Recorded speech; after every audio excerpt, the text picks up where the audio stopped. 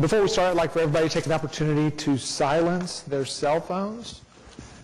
And the first item on the agenda is roll call. Anthony Black. Present. Corey Bates. Present.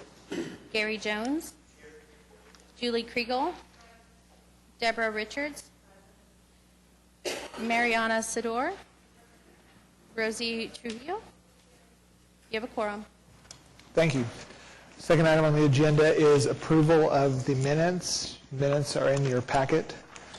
I move that we approve the minutes. So, that is a Kriegel-Richards motion. All in favor? Aye. Any opposed? Motion carries. Thank you. Item number 3 is cases withdrawn, and there are none. Item 4 is continuance requests. We have one continuance request, DTCA 19-0007 at 18 Northwest 6th. Is there anyone here who would like to speak on that?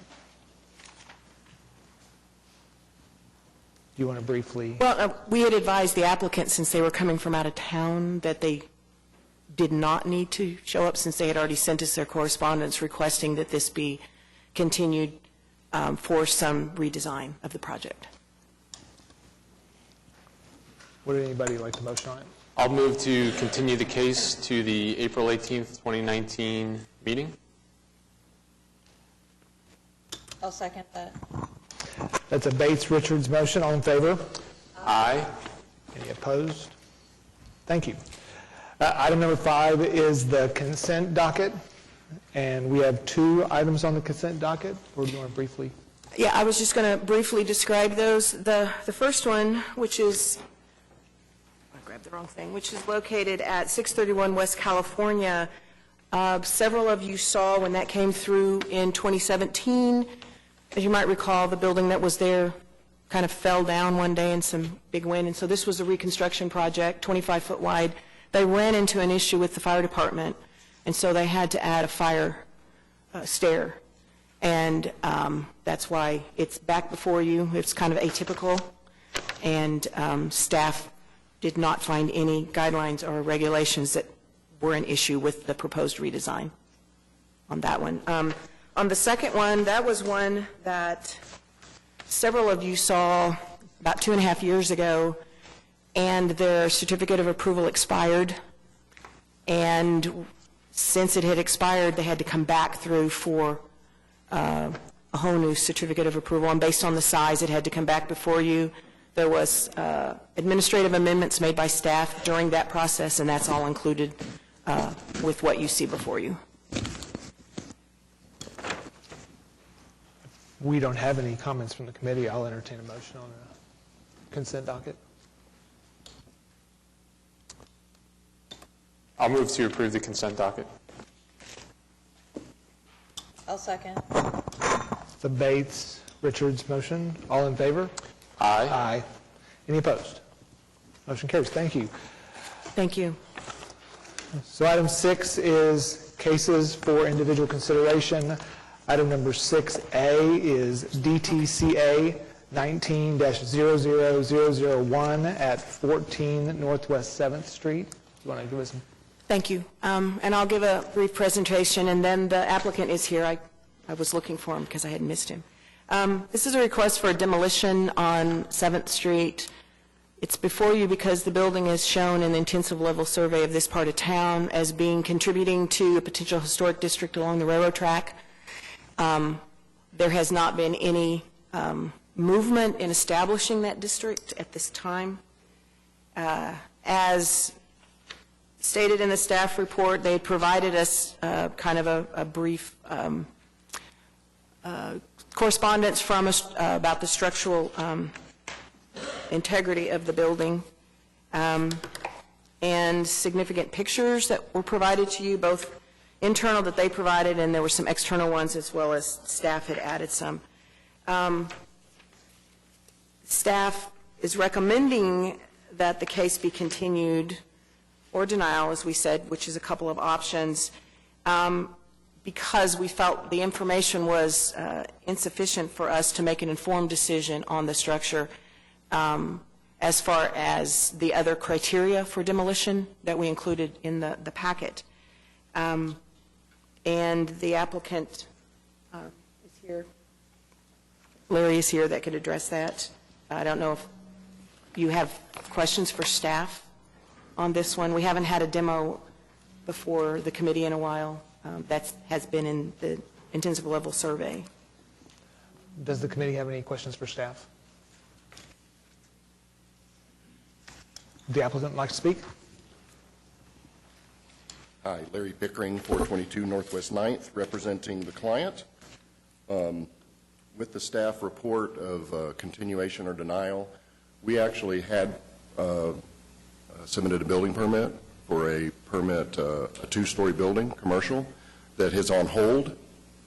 Staff was not aware of that. That was last year. But the guidelines say we need to do a three-story building with the intensity, so we've just held that. We just let it sit until we came up with a further plan of what we're going to do there. So redevelopment is on the table. That's what we're going to do to the project.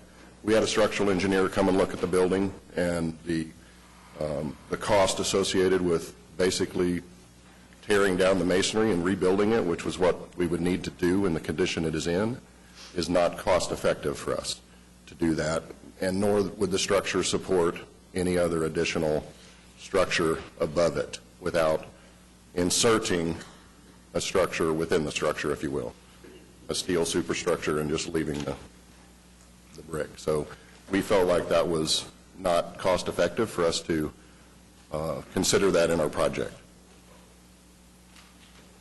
Are there any other, do you have any questions? Any questions for the applicant? I do have a question. Is the building considered to be built is going to be to equal consideration within the area, or do you have that already in place? Pardon? The building that you're looking to build in the future, is it going to resemble the area, like historically speaking? Or We would absolutely be sympathetic to the surrounding area and follow the guidelines by the city. Putting in a three-story structure here, cost effectiveness, the financial benefit of that is great. So that's what we were considering, but we would definitely follow city guidelines. But as the condition of the shell it is right now and the roof, we just felt like we needed to get it taken out now so we can go forward with our new plans. is there a report here that from the structural engineer? Yes. The structural engineer report is in there. It looks like It is pretty much in imminent collapse. It's the one that at the top of it says obelisk. Yes, thank you. I have a question. Based on the fact that he indicated that the staff was not aware that there are plans for that site, does that change the recommendation? I mean, clearly, based on his comments and based on what I saw in the information that's provided, it's probably going to have to be demoed. Yeah. And so the question is, do we want to have a continuance in order to verify this information, or what would be the hesitancy in us not taking action in order to demo the site at this time? That, one of the demolition criteria is accompanying proposal for replacement. The applicant was aware, the applicant did not provide anything in time, so we haven't been able to evaluate it. The committee has the discretion to not wait for it. Are those plans available? We have the preliminary designs already for that. Is that I don't have that right in front of me. I don't have a roll of plans in front of me, but we are fleshing that out as far as the design goes. Is that for the previous two-story option or the No, new? this would be a new three-story. Okay. Is that something that could be shared with staff? Absolutely.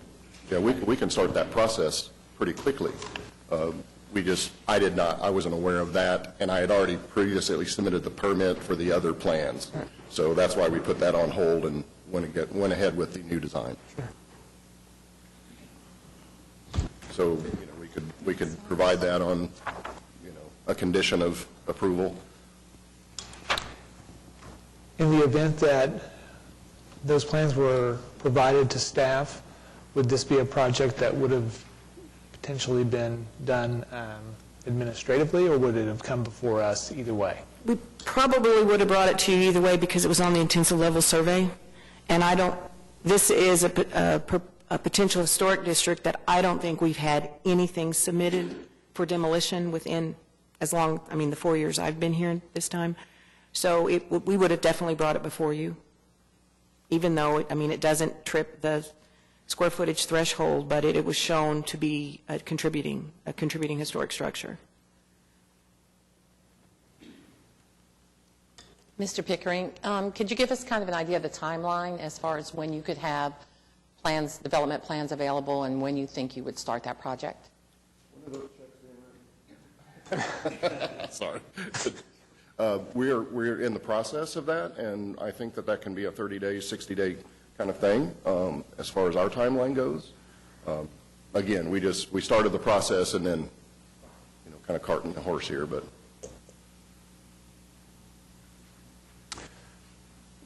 Well, I'll say personally, I would prefer to see the proposed plans before weighing a decision on demoing the existing building. I would concur with that. I just wanted to make sure for my purposes, the reasoning that we had not seen the plans, but since it was not properly communicated that needed to be part of the information provided, my understanding is you're planning to do so, and then of course having an evaluation from the staff makes perfect sense. So I would support a continuance until that information's been received. I agree. I think that I am in support of higher density in this area, kind of in general. So I can imagine, based on the design, that we could move forward with this. But I would like to see that there's a plan in place to rebuild. Of course, our preference would be to move forward, but a continuation is fine. So you would be okay if we motion for a continuance? We usually would ask that. Second choice, yes, absolutely. Okay, all right. To what date? And the reason I'm bringing that up is if you continue it to next month, we have to have everything looked at and submitted by next Tuesday, and sometimes that makes it extremely difficult with that fast turnaround. Maybe a continuation until the April meeting. We can certainly do that, yes. Entertain a motion. I move that we continue the case to the April 2019 meeting. Is that correct? Yep. Okay. Second. That is a Kriegel-Jones motion. All in favor? Aye. Any opposed? Motion carries. Thank you. Great. Thank you. Item 6B is DTCA 19-00009 at 1305 Classen Drive. Laura, do you want to give us an update? First, you had several emails sent to you, starting with Monday, on additional correspondence we received, additional drawings that were submitted, information from the applicant, and information from representative adjacent property owners who were objecting to certain aspects of this project. And then there's information in front of you that goes along with this. I'm just going to briefly summarize this because we've got legal representation from the applicant and adjacent property owners that I'm sure have presentations that they also want to make. The site, as you saw, has been vacant for quite some time. I was fascinated when I did the research on what had been there because it's a really nice big lot, and I didn't realize it used to have a motel on it.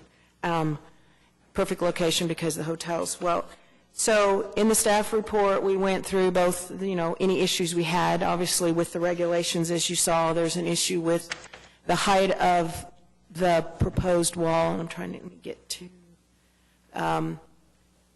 We have a maximum height of 8 feet for side and rear yard, and on one side of this, they're proposing 14 feet, and on the other side, they're proposing 17 feet, and the 17 feet is the height of the parking structure here on the right, and the 14 feet is the continuation of the height of the plinth, if I said that word correctly.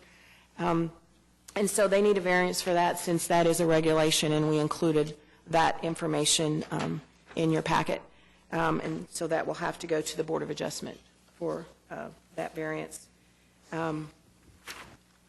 Additionally, there were several guidelines that we discussed in here, some from the downtown handout, and then there's a reference to the development framework, and there's actually kind of not necessarily a conflict, but there's difference of information from both our handout guidelines and the DDF relative to certain things, such as the height in this area, and we have pointed out that information. We have no maximum height per the regulations for DTD 1 in this area, and but we do have the maximum setback of 10 feet, so they obviously meet that setback. They're proposing to be 8 stories tall. And staff had a recommendation of approval subject to getting the variance on the height and the maximum fence height, and I'm sorry, the minimum building height. I forgot to reference the fact that the parking structure, while it's 2 levels, and I have a minimum 2-story in this area, a 2-level parking structure is really only 1 story because it doesn't have a roof on the 2nd story. So there need a variance for the height of the parking structure as well. And so if you support the project, your recommendation would be need to include the condition that they get a variance from both of those regulations, and then the subsequent recommendation of approval to the Board of Adjustment. And on that, if you have any questions for me, or you might have questions for me later after. Any questions for staff at this moment? Is the owner present? Mr. Chairman, members of the committee, David Box, 522 Colford Drive. I'm here today on behalf of the applicants, Grant Willoughby and John Ridley. Also with us is Rand Elliott, who's the architect for this project. I'm going to start with Mr. Elliott going through the details of this building, and then I'm going to follow him with some of the finer points within the ordinance and touch on some of the things that staff mentioned. So with that, I'm going to have Mr. Elliott come up here and walk you through the design of this building.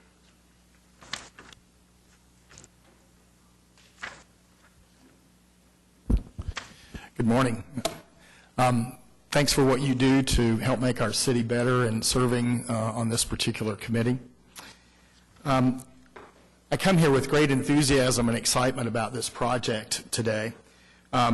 We have the opportunity to do one of the most exciting residential projects proposed since the Renaissance of downtown Oklahoma City really began in 1993 with the first MAPS project.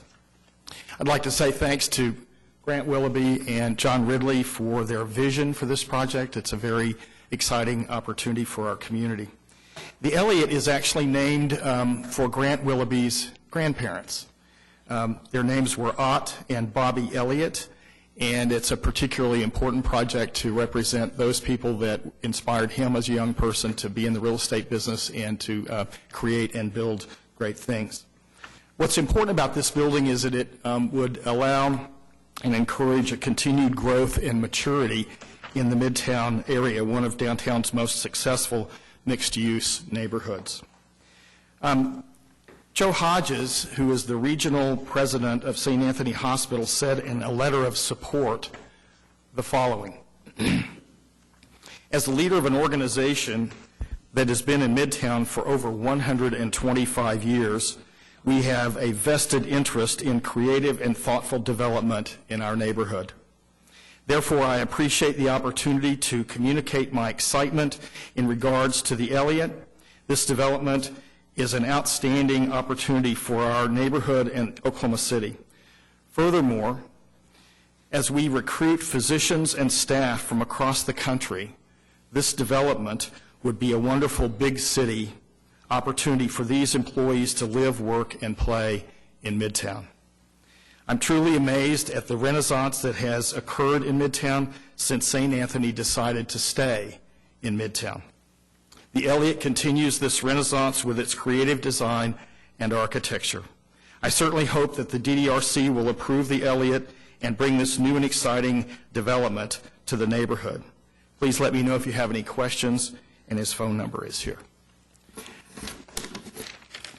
I would continue by saying that we had a terrific experience with staff on talking about this project. We were in front of them 5 times, trying to make sure that we were following all of the appropriate guidelines set about by zoning, code, and so forth and so on, to make sure that we were doing all the correct things to make this a successful project for everybody involved in it. We wanted to make sure that that we had opportunities to create a project that was appropriate and a good fit, if you will, for this particular neighborhood. The only exceptions that we knew about and talked about from the very beginning had to do with what Laura just said, which is the extending of the masonry walls left and right. And I'm going to go through and show you some images, but they extend 10 feet literally beyond it, and it's intended to give a base to the building, and it is a way of connecting the parking structure to the building and so forth to create a presence there. The second part is the height related to the parking structure. We're actually suggesting through this variance that we lower it, not raise it, in an effort to be good neighbors and keep the view as open as we possibly can as you look from Villa Teresa across the street. So what I'd like to do is I'd like to share with you the 7 thoughts that we had beginning this project in terms of the things that we would like to accomplish along the way.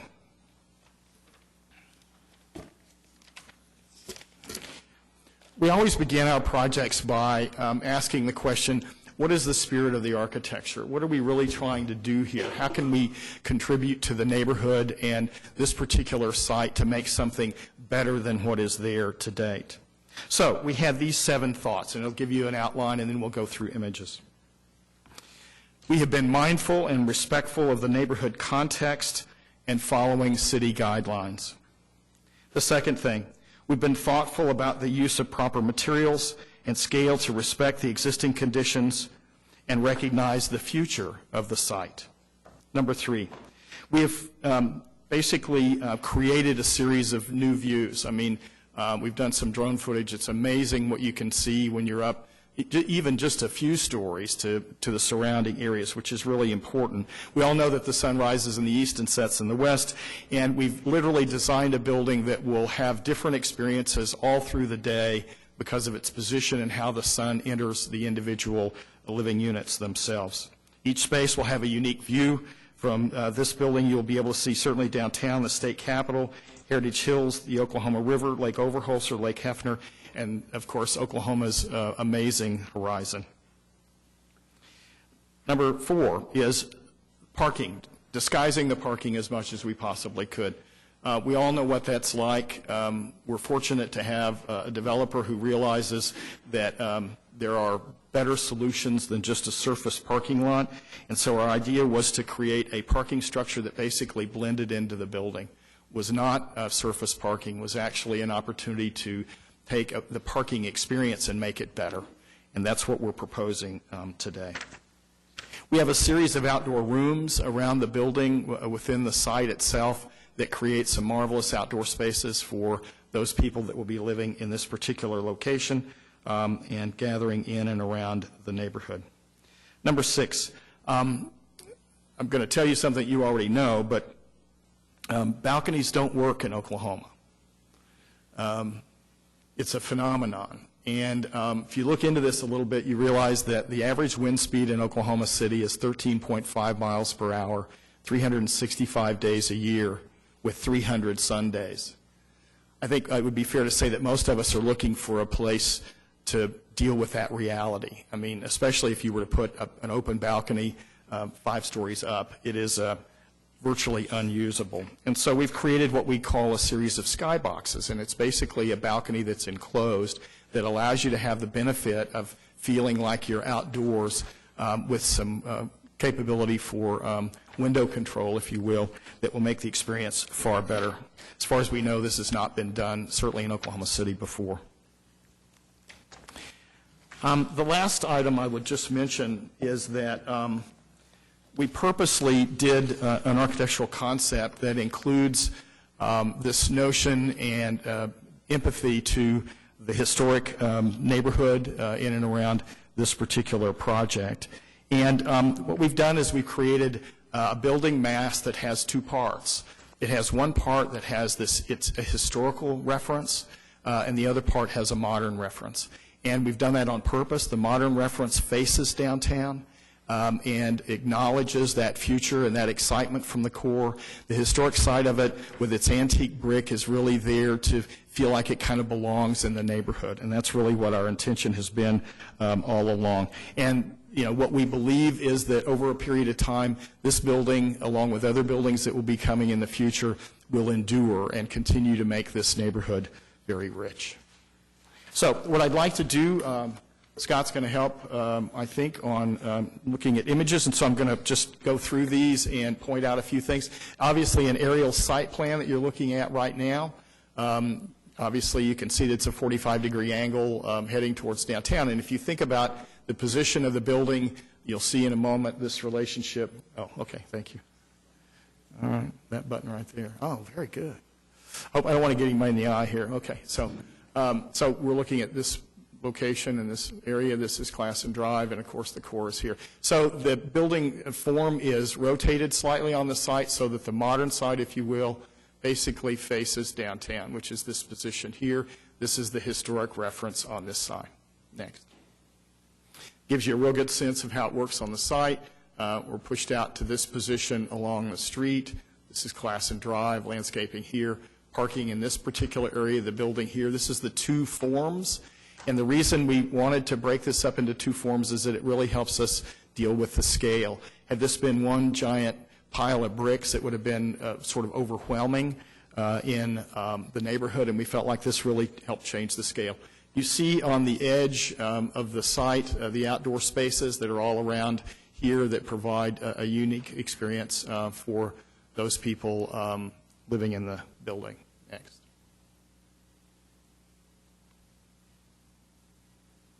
This just gives you a snapshot of the individual plans and what's going on.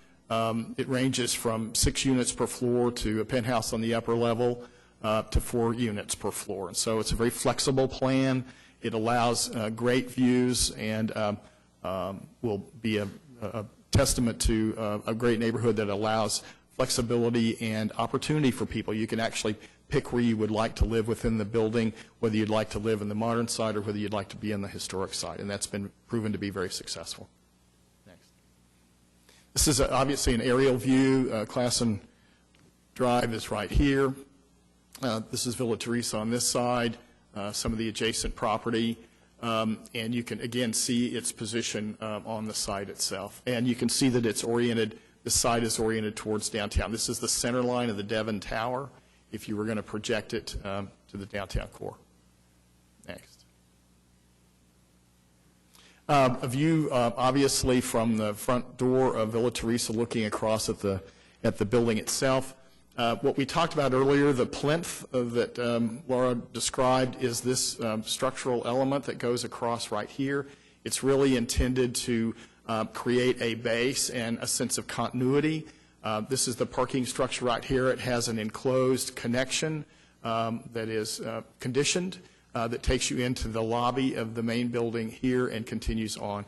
And this purpose of creating an opportunity where the parking structure is integrated. You don't even realize that there's a parking structure here, and that's kind of the whole idea about disguising the parking, if you will, by using this masonry plinth. And the exceptions that I mentioned earlier are these edges, and you'll see those in a moment, where the plinth wall extends to give it a sense of literally a base, if you will, all along the face. A view, obviously, from the other corner. One thing I might mention, too, one of the things that makes historic buildings very pleasing, we've experienced this in Automobile Alley, and certainly older buildings in most communities actually use a measure that's called the golden ratio or the golden section. And in fact, can we go back one image? The golden section was created by Vitruvius in 35 BC, and it has to do with the perfect proportion. And the proportion is 1 unit to 1.618 units. And it has been used by Da Vinci. He did what's called the Vitruvian Man in the 1300s, and it was all about the proper and correct proportion. So all of our windows in the historic side of the building are the golden ratio, which is that perfect balance, if you will. They are also operable, so they allow natural ventilation into the space itself. Next.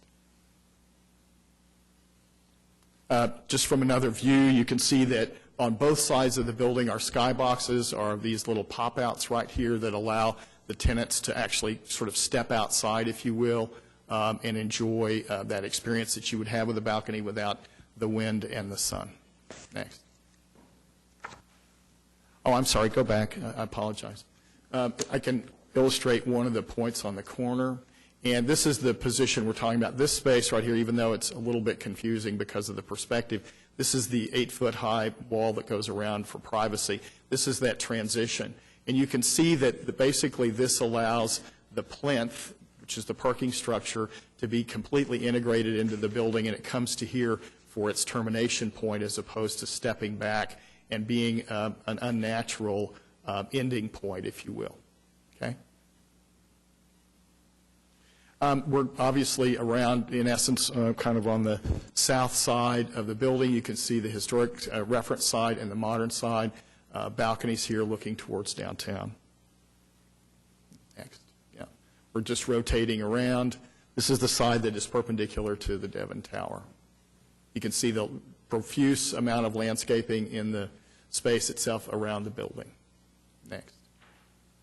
The sense of this compatibility between the masonry side of it and the glass side. You can see that we've taken the masonry across to be the faces of the balconies that are on this side as well. You can see the operable sections of the windows. You can see that we're proposing black granite lintels and the golden section, which is a very important reference to the other historic buildings in the neighborhood. Next.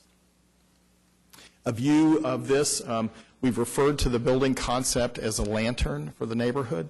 We really feel like that sort of sets the tone for this wonderful experience of sort of glowing, if you will, and you can kind of get a sense of this, and you can see the reflections in the windows.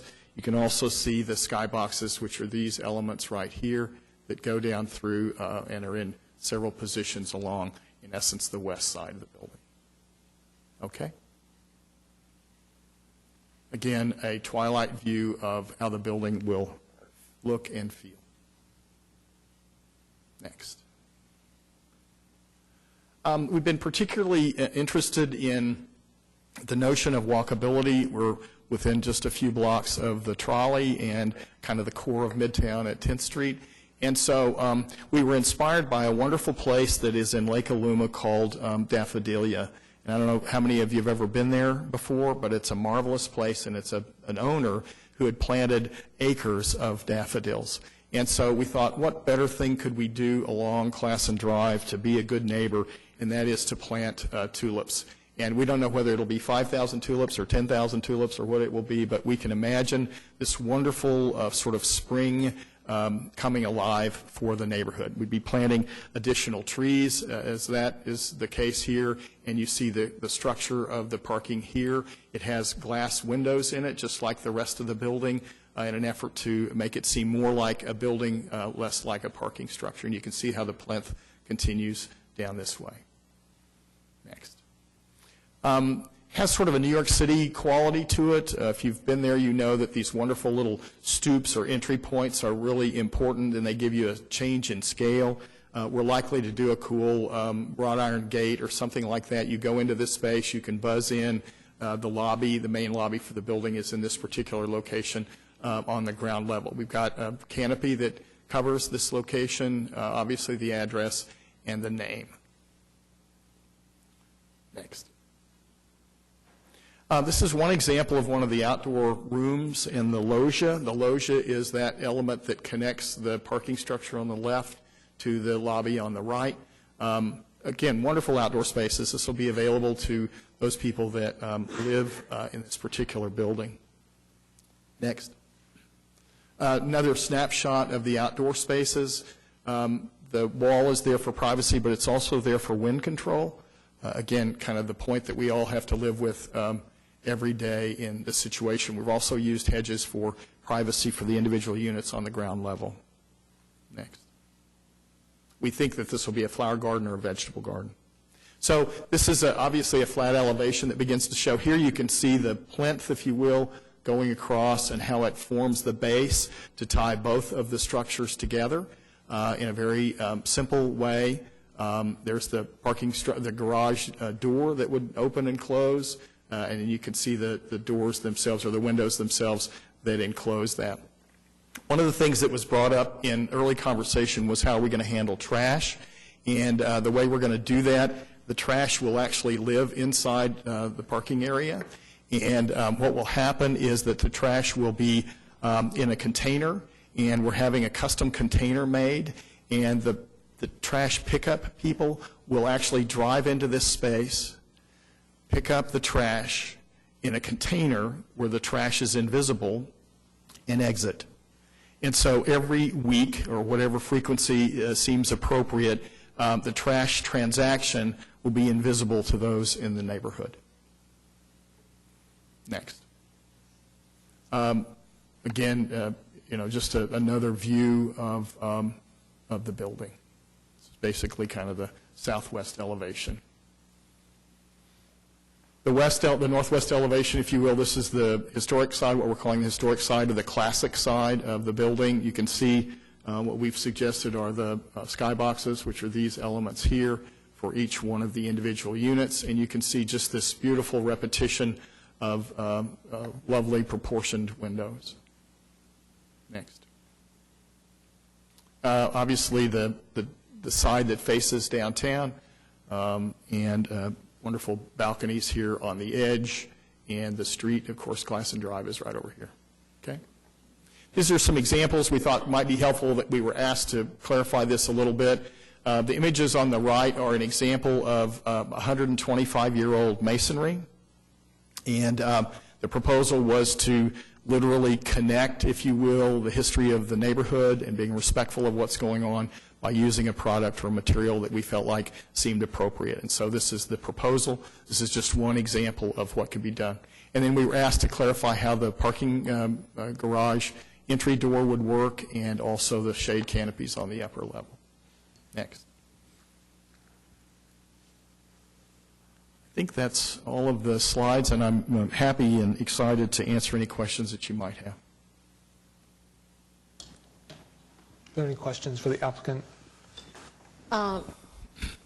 Mr. Elliott, you mentioned shortening the building or reducing the height. What's the plan for that? Well, it would be the part, my comment, in fact, can we go back to an image of maybe an elevation? The code actually, or the zoning actually requires that the structure, this would be good, that the structure actually be 2 stories high right here. Okay, you're referring to that and not to the 8 stories. That's exactly right. That it is requested that it would be 2 stories. And the reality is we've been so sympathetic to what's going on in the neighborhood that there's no reason to have 2 stories. And we felt like that this plinth, which ties it all together, actually makes this a better thing and creates more views, if you will, for the adjacent neighbors. So we're actually going against the zoning requirement because we think it makes the project better. Did I explain that properly? Okay, thank you. What is the floor-to-floor height of the garage? Of the garage. The building is at 14 feet. We're at about 12 feet, Corey, I think. Okay, so that would create a 5-foot parapet along the perimeter. Yes. And then, staying on the garage, the punched openings and the garage door, could you speak in a little more detail about the materiality of those? I know that the punched openings would be glass, but are they transparent? Oh, yes, all the glass would be transparent. We're focused on trying to make the building as transparent as we possibly can, again, being consistent with the other neighborhood elements. There's no tinted glass or anything like that. So you'd be able to see in and see the parked cars? Well, here's what we've done. What we're showing here, and we could go back to some of the 3Ds, but we have shown this as having basically a perforated shade. if we want to do that. And it gives us the opportunity to have a semi-transparent view into the garage if we want to do that. There have been circumstances in other locations where if you open it up, it allows people to actually see what's in there, which is not necessarily always good. And so by having an operable shade, it gives them the ability to either open it or close it. Okay, so we're treating it just like what you're seeing right here is really a shade in the window, and we could make that translucent, transparent. We can make it 10% open. We can do whatever we feel like is appropriate for that. But it's not intended to be there to be opaque. It's intended to be there to provide some visual control should they decide to do that. Okay. And the materiality of the garage door? The idea is that we would do a custom aluminum or steel door. This is not something we buy off the shelf or out of a catalog or any of that sort of thing. We would custom design this. And what's going on, if you look at the drawing, is that we're really trying to match the sill height. And if you go across and see the sill height of the individual windows, it's the same sill height as the door itself.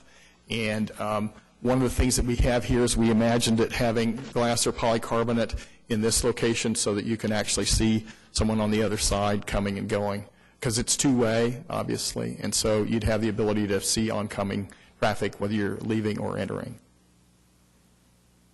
Okay, thank you.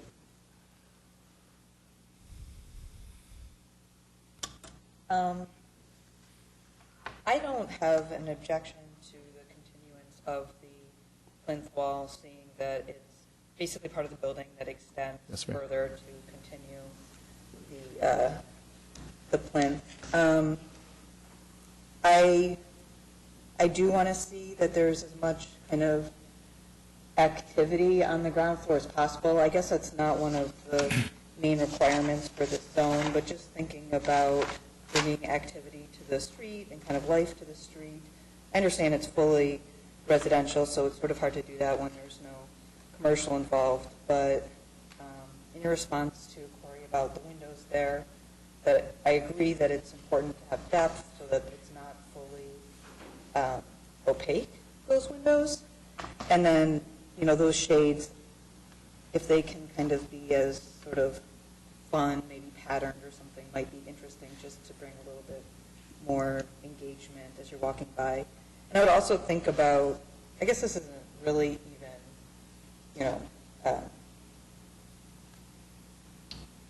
maybe a rule for this area, but the tulips, if they're only in bloom for a certain time, if there's some other plantings or something there that, to again make that landscaping more engaging.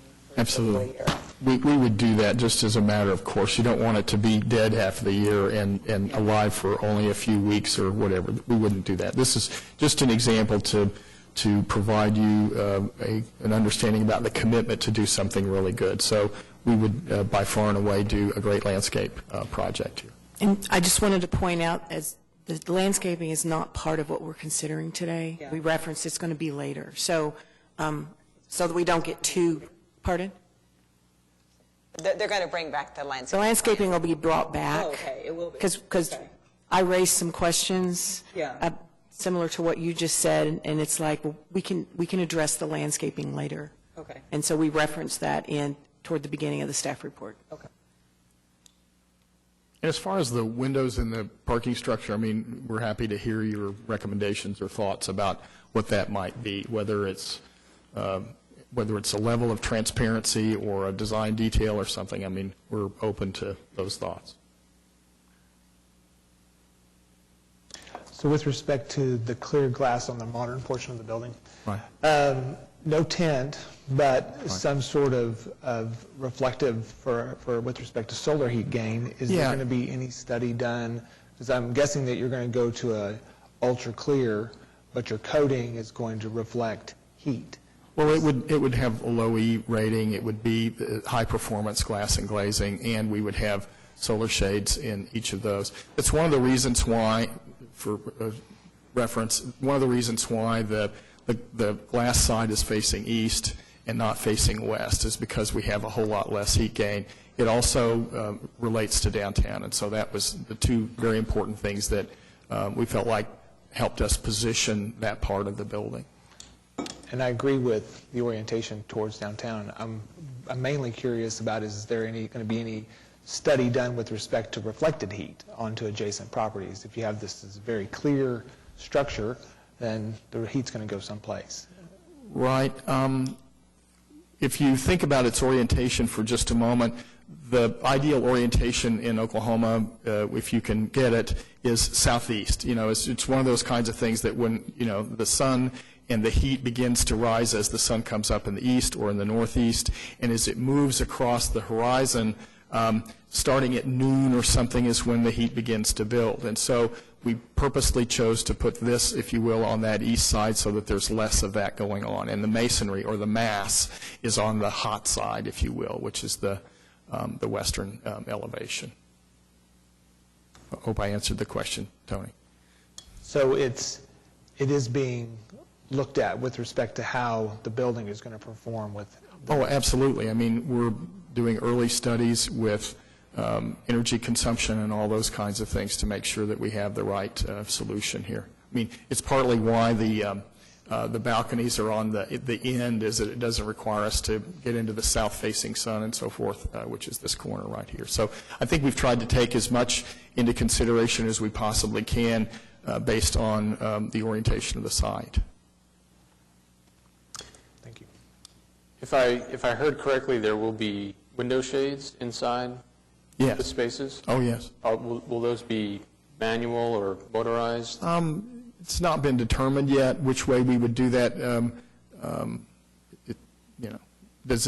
you have a preference or a thought or? Well, they'll have a significant impact on the image of the building. Sure.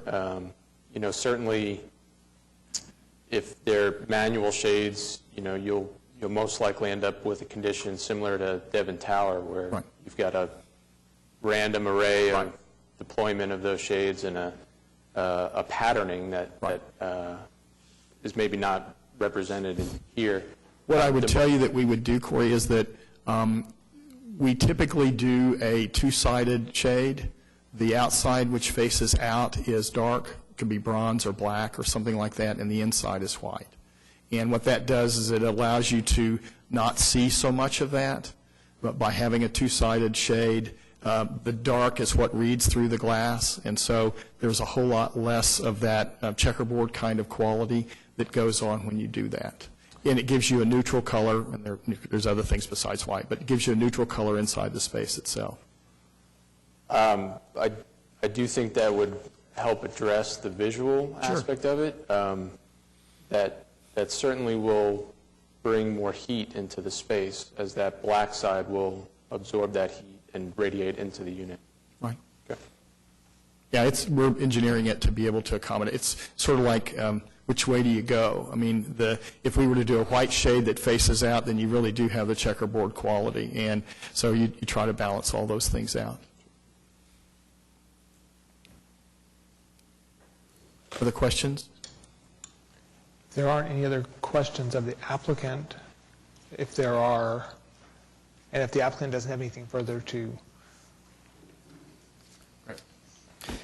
Yeah, I'm going to talk briefly about some of the items addressed in the staff report, and then also some of the items I believe you'll hear from some of the opposition. So, again, David Box. I'm going to start with the issue of the garage. So one of the things that I find ironic in the application is that we do have to get a variance to lower that height, but yet a surface parking lot would be permitted by right. I would suggest that a surface parking lot next to a beautiful building like this would not be appropriate, not only for the neighborhood, but also for the people that are going to be paying high dollars to live in this place. I think it would come with the expectation that you would have an ability to park your car in a manner that was protected, and I think that allows for a better visual for the entire neighborhood. And at the level that Rand has shown it here, I think it fits in well. One of the other things that is a bit odd, and we addressed this in our application to the Board of Adjustment, is the parking garage, because it's actually connected to the building. If we came back later to permit this, it would actually be an accessory building, and our understanding of the code is we wouldn't even need a variance. But because we're being transparent, we want to show you the entire package.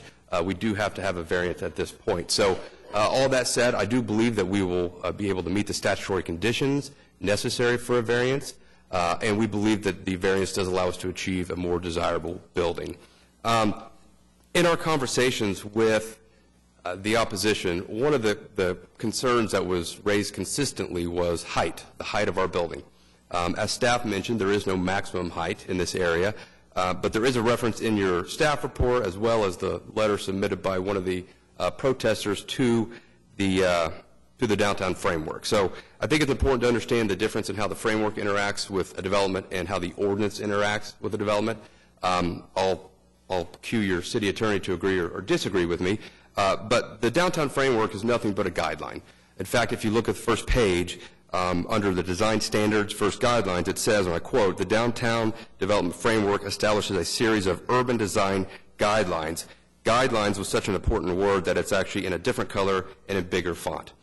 The ordinances are what controls. You can't trump a ordinance by a guideline, and so the ordinance provides for no maximum height. So with that in mind, I think it's important that we go to a sign study or height study that Rand and his team were able to produce to see what is the character of this area, and as it relates to height, and specifically, where does this building fall within that context? So if you go to the next slide, what we've done is we've studied 7 buildings in addition to our building. You also have a handout of that in front of you. I'm a dumb lawyer. I called it a height study. Luckily, we have architects on our team that called it a proportion and scale study, which does sound much more professional. So if you turn to the next page of that, what you'll see is all of the data about the buildings that we studied. So of note, when we flip to the next slide, you'll see an aerial of the area studied with a reference number that correlates back to the first page of the building that we looked at. And so if we go to the next slide, you'll see then an aerial of that. All right, go to the next slide. So if you go to page 5 of your handout, we'll get to the first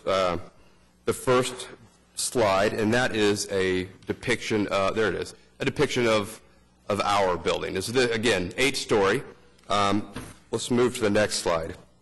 The next slide is the Physician Insurgents building. So this is actually the second tallest building in the area that we studied. This is an 11-story building plus 2-story rooftop structure. Of note, this building, as it sits, as a crow would fly, is less than 100 yards from our site. So I would certainly submit that this is within the area. And again, 11 stories plus 2-story rooftop structure, so quite a bit taller than our building. Then if we go to the next slide, you'll see the Lift Apartments. That is a 5-story project that is just south of the 11-story building we just discussed. Next, you'll go to the Edge at Midtown. That's a 5.5-story project plus a 2-story rooftop structure. You can see the extra 2-story rooftop structure right there where the hand is indicating, and that's obviously just about a half a block to our east. In addition to being similar height, certainly shorter, but similar, it's also much bigger in scale and mass than our project. The next slide we'll get to is the St. Anthony's building. That building is 7 stories plus a penthouse, so very similar height, bigger in scale and mass than our building. Next is the St. Anthony's Tower, which is a 14-story building, again, now taller than the building we propose. Next is the Ambassador Hotel, which is a 7-story building plus a penthouse, very similar in height. And last but not least is the Sieber Hotel, or I guess apartment building now, which is a 6-story building plus a penthouse. So again, very similar in height. So again, it's worth noting that although our building is perhaps taller than the buildings immediately next door or immediately across the street, it is certainly in line with the context of the overall neighborhood. It is certainly in line with the code provisions which dictate height. And importantly, staff, in their analysis, in their consideration section in your staff report, which is found at page 9, states that given the diversity of development in this area, which also includes some very tall and substantial structures, staff believes the proposed structure is compatible with development in the surrounding area.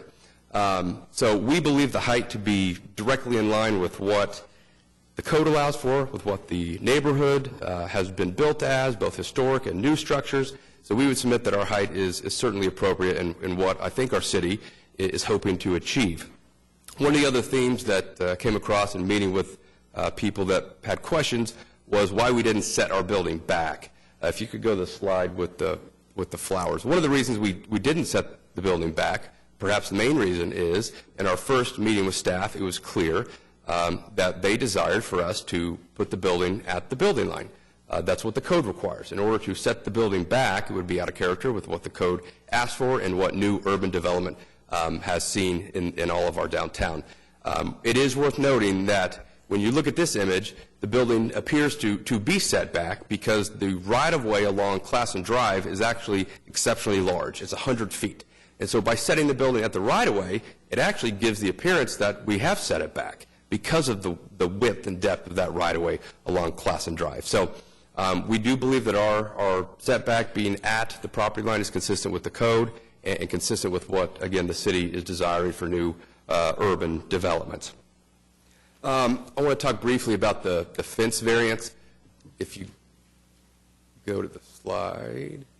Again, this is a bit of an unusual variance because the area in which we are seeking a variance is very minimal.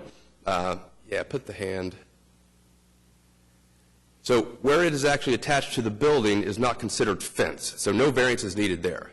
So we are dealing with two, right there, that little section right there, and then go to the other one, and that tiny little section right there. Those are the only two portions of the fence that require a variance, because where it is actually attached to the building is not considered a fence.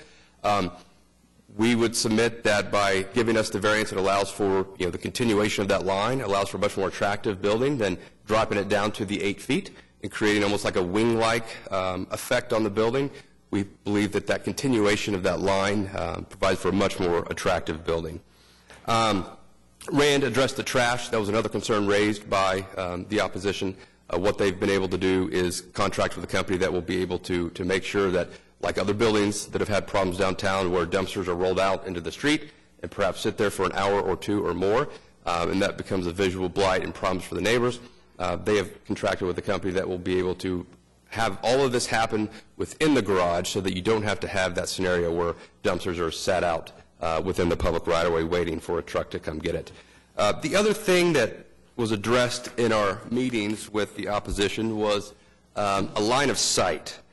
They were concerned about what they would see from the Villa Teresa site. So you have another packet in front of you that says Solstice Study, but if you turn to the first tab, it's actually the views from Villa Teresa. So we had two views from Villa Teresa that were made in advance of a meeting that we had yesterday.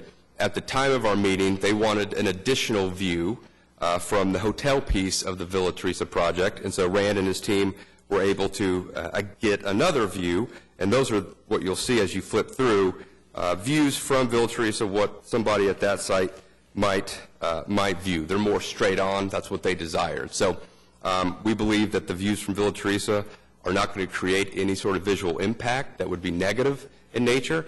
You can certainly see some of the angles. You will clearly be able to see the majority of downtown. The way Villa Teresa sits, you can see the image on the screen now. It's going to be able to see the downtown skyline just fine, and the views looking straight on. You've seen those images, and we would submit that those are compatible with the area as well. The next question that was asked was for a shadow study. I'd never heard of such a request. That's perhaps my fault, again, being a lowly lawyer. However, Rand's team was able to, in short order, produce a solstice study, both a winter and summer solstice. So if you look at tab 2, that is going to be the summer solstice study, and you can flip through the images, and you can check an hour-by-hour progress of where the shadow that is cast from our building lands. All of this has been provided to Mr. Work, who is the counsel for the opposition.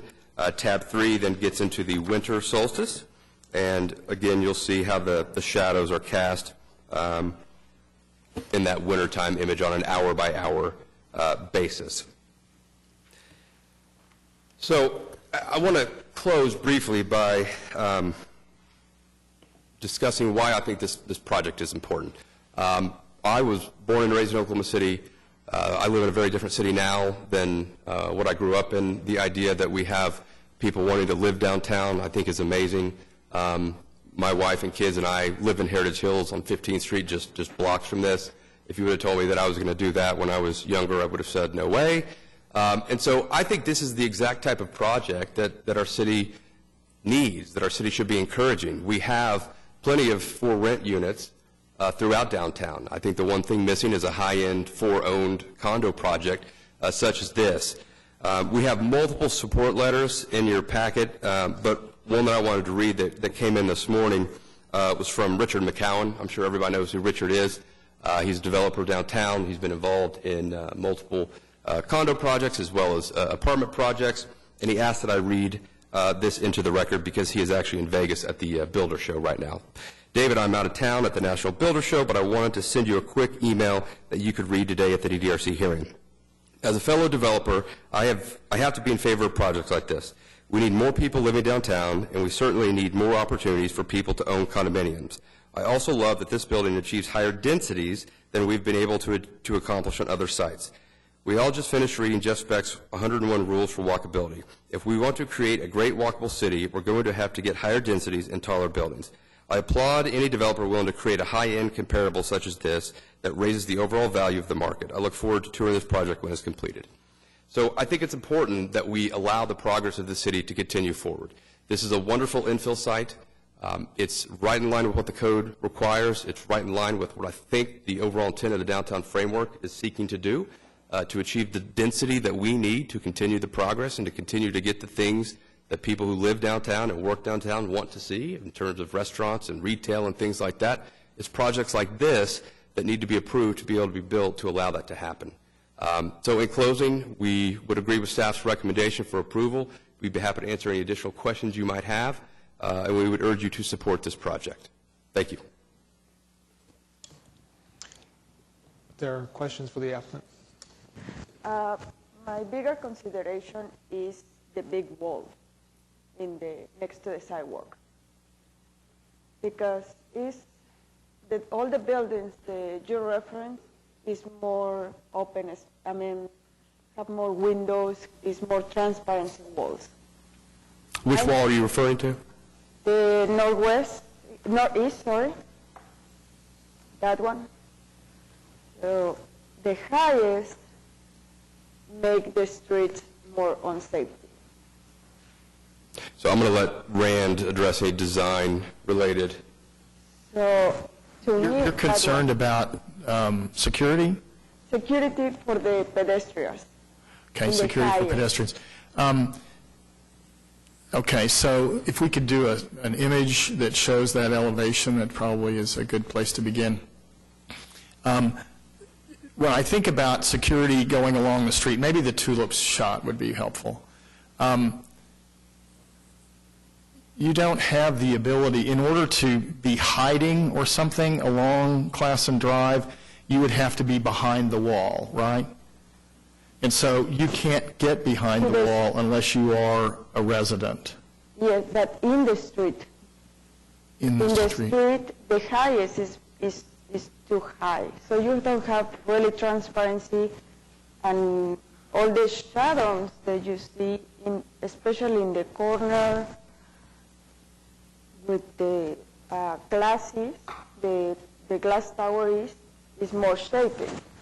So that you consider lower the parapet in all this wall or something. well, the city guidelines and zoning requirements require us to put the building in this location. It's a requirement. The only way that we could set it back even further would be through a variance or something like that, but that's not what's been recommended. We've done what the city has asked us to do, and we've tried to make it as transparent as we possibly can on the ground level by having windows in the parking structure, windows in the connection between the parking structure and the lobby, and the building itself is windows on the ground level.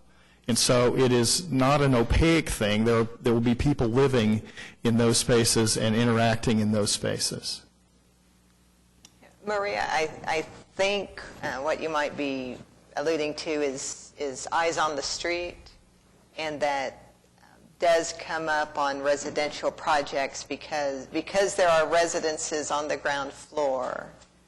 They're not required to be as transparent so that you can't see into private space. So that's one aspect. There's always attention, you want the density, you want the activity. We also don't have a code requirement that requires ground floor active space. If it was a mixed-use building, then you'd have more glass, you'd have delis and commercial businesses that would help create the activity. So I just wanted to mention that.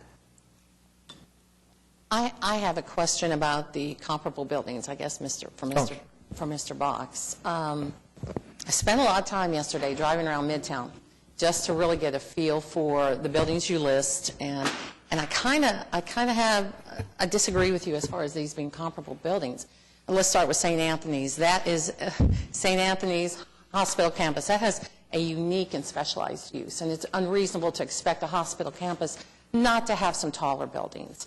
So I kind of throw that out because this particular building, the Elliott, is not going to have a unique or specialized use. So in my mind, I think, okay, put St. Anthony's aside. Then I go back to, I think you have 3 older buildings that predate the framework. I kind of have to throw those aside. And I look at Midtown and I say, I don't see a high concentration of buildings that are 8 floors or higher. There's a few scattered around. Oh, the only one that actually, besides St. Anthony's, the only one that's actually 8 stories or higher is the Physicians and Surgeons building. And to me, that one sticks out like a sore thumb. I think it works against your argument. It's not consistent and compatible with the surrounding area, the buildings. Now, there has been some new development over there, I think some 4-story apartments. But again, even so, it sticks out. And the guidelines, the framework, does ask us to consider whether a new project is compatible and consistent with the area. Then I look at the new construction. New construction, the lift apartments, the edge. And yes, the edge has that kind of patio area up on top, which makes it more than 5 floors. But that's really only visible from the south side. It presents itself on the east side as a 4-story building. On the west side as a 5-story building. The same on the north. And yes, it is visible, like I said, from the south, but it's not predominant. So I look at that and I say, okay, if you were presenting a 5-story building, I would have a different opinion. But because it's 8 stories, it doesn't seem consistent and compatible with the buildings around it, especially considering you have old homes that have been converted into commercial use. And so I'm struggling with your comparable buildings there. Can you enlighten me? Well, if you look at the edge, the edge is 7.5 stories when you consider that rooftop piece. But it doesn't present itself that way on 3 sides of that building. Well, I would disagree. It doesn't cover the entire floor plate at all. It's centralized and it's in a small area in the middle. So the folks that are concerned, the Villa Teresa folks, it presents itself as that on that side. It certainly presents itself as that on the south side, and I would submit it presents itself as that on the east side as well. And so the Physicians and Surgeon building, although, yeah, it's an anomaly, it's also 13 stories tall. It's significantly taller than us. We're 8 stories. And so what we're trying to do here, because the point was raised by the opposition that there's nothing in the area comparable. So we're trying to take a snapshot of other buildings of similar height in the area to show that there is, and as staff points out, there's a diverse mix of height and mass and scale. And the proposal that we have at 8 stories is within the mix of the diverse area as pointed out by staff. In addition, the framework is not controlling. It's simply a guideline. What is controlling are the ordinances, and the ordinances have no maximum height whatsoever. Yes, but there have been projects presented here where the guidelines have overruled the ordinances. The guidelines simply legally cannot overrule ordinances, and I'll let your city attorney confirm what I say is true. I agree with Mr. Box. I don't think we've ever had anything that overrides the ordinance. What our ordinance does allow is for us to look at how it's designed in context with the area into which it's located, and we can look at whether it's appropriate to the specific site and district, taking into account the character and context of the urban environment. And that is part of the ordinance, you're saying? That is part of the ordinance. Okay. Sure, and so that's part of the ordinance, and I guess we agree with staff when staff points out that based upon the diversity of types of buildings, and I appreciate that you want to, not agree with some of them, but they're still there. It's still part of the built environment.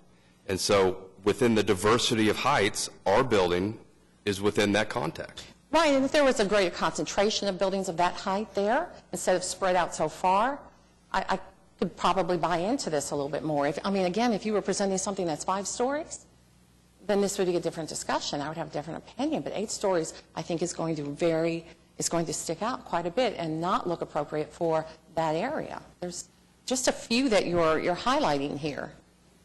I don't think 7 buildings for that large of an area is a great concentration or density of tall buildings. We thought we actually captured a fairly small area. It's 10th Street to 13th Street, Hudson to basically Chartel. That's a, 3-block by 3-block square. That's fairly small. We could have gone, out bigger, and then certainly you've got all kinds of different things. But that, in fact, one of the folks that we met with yesterday said, well, but your building is taller than anything between 10th and 13th. And we walked them through this, and it was, okay, well, yeah, we do have other buildings that are within this, if not taller, in that little 3-by-3 snapshot.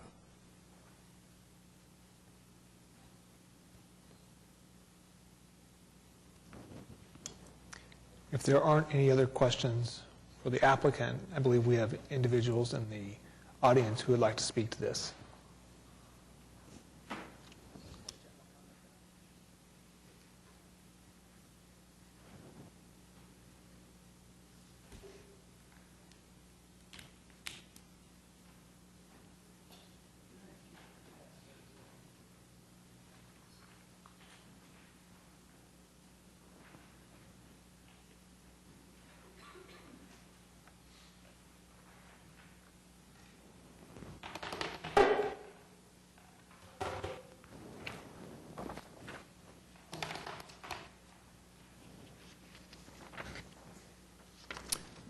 Mr. Chairman and members of the committee, my name is Kelly Work, and I'm an attorney representing the owners of the Villa Teresa property that is located on the opposite side of Classen Drive. There are 2 entities that share ownership of the Villa Teresa property. They are the Villa Teresa Investments Limited Partnership and Villa Teresa Residences Limited Partnership. And we're here in opposition to this application for a certificate of approval for this 8-story building at 1305 Classen Drive, and request that you deny the application. The Villa Teresa property is addressed as 1216 Classen Drive. It consists of approximately 3.5 acres, and the development plans for Villa Teresa are to preserve the historic school and convent buildings and to redevelop them, and then to build additional residences. There will be 10 new townhomes that will be constructed fronting along Dewey on the east side, kind of there at the beginning at 11th Street as you extend north along Dewey. And then there also will be 7 flats in a first phase, and then an additional 13 flats in a second phase of the residential development. The plans are for the Convent Building, which is to the little bit to the north within the Villa Teresa site, is for that to be developed as a boutique hotel. So the convent and dormitory building will be developed as a hotel. There are building permit applications that are presently pending with respect to the townhomes and the flats, or the first phase, the first 7 flats for the residential component of the Villa Teresa development. So that project is underway. None of the buildings will exceed 3 stories within the Villa Teresa project. The plan is to preserve the campus feel, the park-like feel of the Villa Teresa properties. The Villa Teresa, the existing Villa Teresa buildings along Classen Drive are set back more than 45 feet from the street right-of-way, and the existing buildings on the west side along Classen Drive are also observe setbacks presently from the street right-of-way. So the existing development does provide for building setbacks that give a much more of a residential type feel as you drive along Classen Drive from 11th Street to 13th Street. The newest construction there at the corner of 13th Street and Classen Drive is that Commons development on the southeast corner, and that is 3-story residential construction. Other existing developments along Classen Drive between 11th and 13th Street consist of 1-, 2-, and 3-story office buildings. What I have provided to you are some applicable sections of the downtown design framework that address this area between 11th Street and 13th Street, and between Dewey and Chartel. And of course, Classen Drive runs diagonally through that, what consists of essentially a 4-block area. This proposal today at 1305 Classen Drive for an 8-story residential building does not meet the guidelines of the downtown development framework.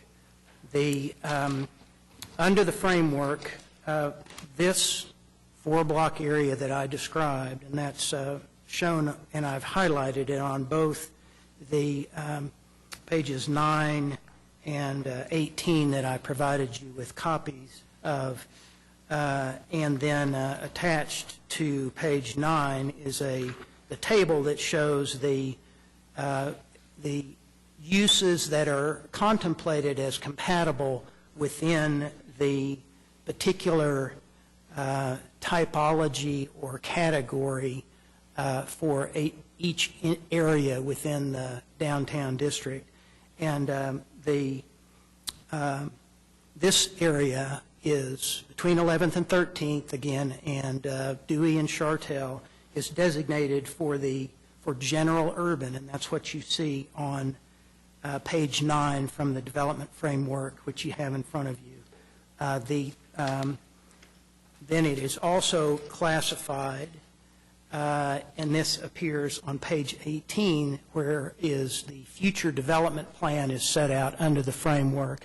And in the future development plan for this 4-block area, it is contemplated to be low-density flex.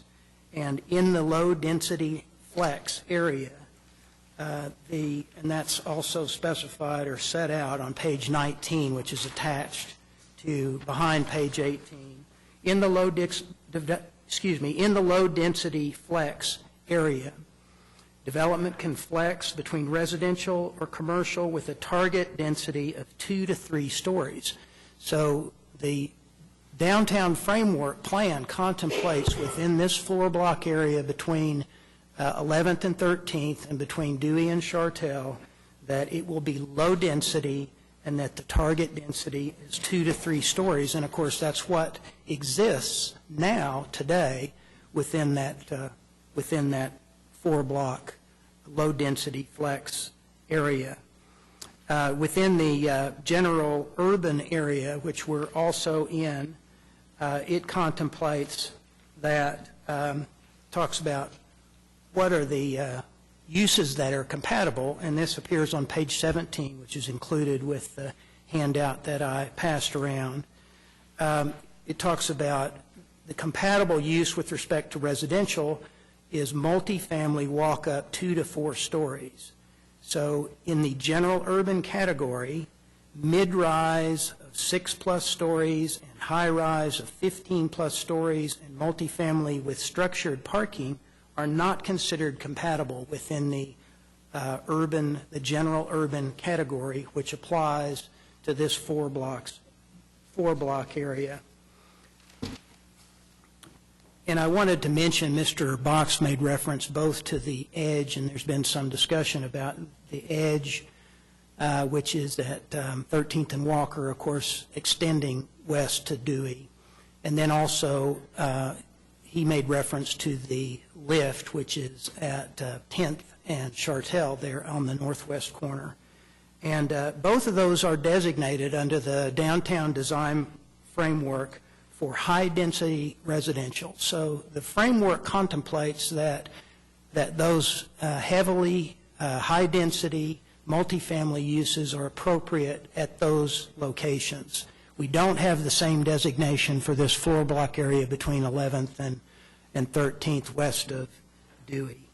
It contemplates that we'll have low-density flex with heights between 1 to 3 stories. The future development plan, which is included on page 18, which I provided you a copy of, it has 3 different categories of density that are applied to different areas of the downtown district. There is the low-density flex, which is where we are here along Classen Drive. There's the medium-density flex, which is contemplated for 3 to 5 story buildings. And then there's the high-density flex, which is designated as appropriate for 5 to 15 stories.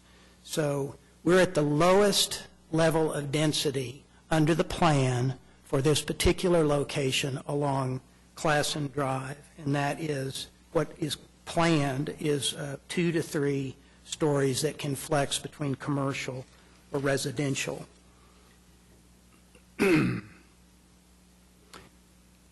What is proposed by the applicant here with an 8-story building along Classen Drive, where the existing buildings don't exceed 3 stories, would be a significant departure from what the plan calls for this area, for this 4-block area. The staff report refers to this as a discrepancy, they use that word, between the downtown design district regulations and the downtown development framework. And in my opinion, that is not an appropriate term to use for the provisions, the guidelines that are set forth in the development framework as distinct from the requirements that are set forth in the downtown design district, the regulations. The discrepancy suggests that the 2 things should be the same, but that the purpose of the downtown development framework was to recognize, and the language that is used in the framework, it says to recognize that a one-fits-all approach is not appropriate for all sites in a dynamic downtown area.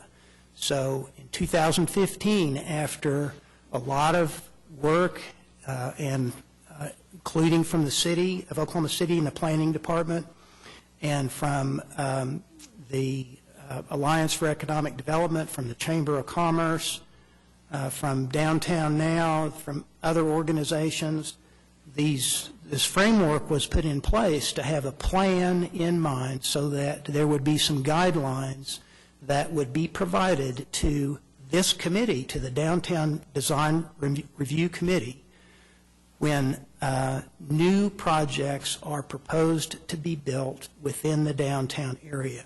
So it is a requirement under the ordinance that they come before this committee and obtain a certificate of approval before they can proceed to make application for a building permit. So it's not simply a question of, well, do we look just at the regulations to see if they meet the regulations? If that were the case, there would be no reason for this committee to review the application. They could just submit an application to the 8th floor at 420 West Main, and they could make the determination as to whether or not the zoning regulations and other regulations are met.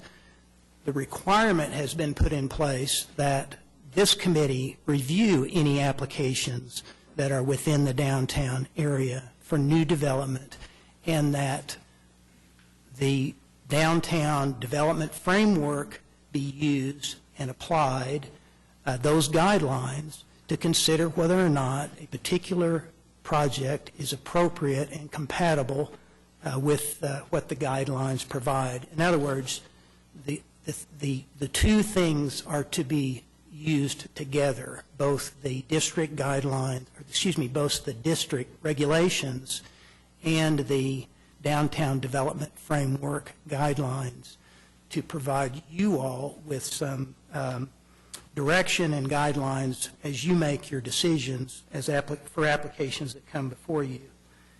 In our view, this proposed 8-story building built to the street, and I want to clarify something because the comment has been made both by Mr. Box and by Mr. Elliott that they are required to build the building to the street. And my understanding of the ordinance, and as it is reflected in the staff report, is that the building is to be built not farther than 10 feet from the street right-of-way. So there's not actually a requirement that says that the building must be built on the property line at the street. And I don't think that interpretation that has been presented is accurate. With respect to the specific proposal and the specific design, we do have concerns about the lack of a setback for the building from the street right-of-way. All of the other buildings along Classen Drive between 11th and 13th Street that exist today do observe a setback from the street right-of-way, and this would be a significant change if this substantial structure were to be permitted to be built at the property line. One of the other issues, it would, in our view, it would significantly alter the character of Classen Drive if a building, not only of this scale, but with it being developed and built on the property line, that it would significantly change the character of Classen Drive. One of the concerns that we have is that the parking garage structure, with it also being placed at the street, so it would be at the property line, that parking garage door would be directly opposite what is the Convent Building, which is proposed to be the boutique hotel within the Villa Teresa development. So you're going to have the parking garage entrance, which we understand from the comments that we heard today, just today, that that's where they also will be taking trash in and out of the building. And if those arrangements have been made to enter into some contract with a trash hauler to provide that they'll be hauling trash away without it ever going onto the street on Classen Drive, well, that's been within the last 24 hours that arrangement has been made. So I guess we'd be interested to get further information about whether and how that is proposed to be done. That is one of the concerns that we have, is that they don't really have any other access to the building other than Classen Drive. They have this parking garage that will have a garage door at the street, so at the property line, They only have a front door to the building that is shown on the plans currently. So with respect to people moving in and out, it appears from the plans that are before you today that the only way that would be able to be done is through the front door of the building with the parking occurring on Classen Drive, and either that or going through the parking garage, and I'm not sure the parking garage is going to be able to accommodate moving trucks, for example.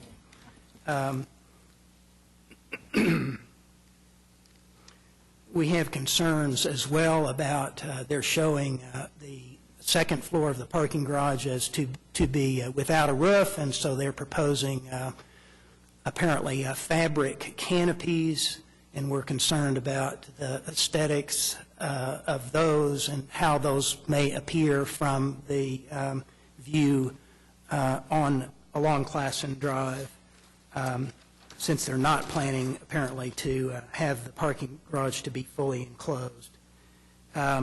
With respect to the wall that will be extending along Classen Drive, we do have concerns about that.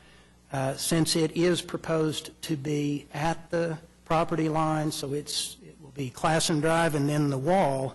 At the south end, they're proposing the wall, as we understand it, to be 17 feet high. So we'll have a solid wall at the street, 17 feet high, and then at the north end of the parking garage, we understand that it will be 14 feet high.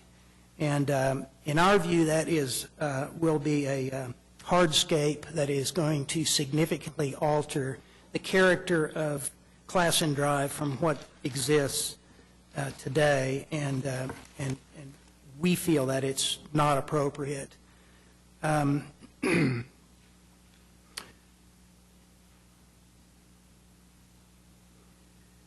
We would ask that you not approve this application as it is presently presented.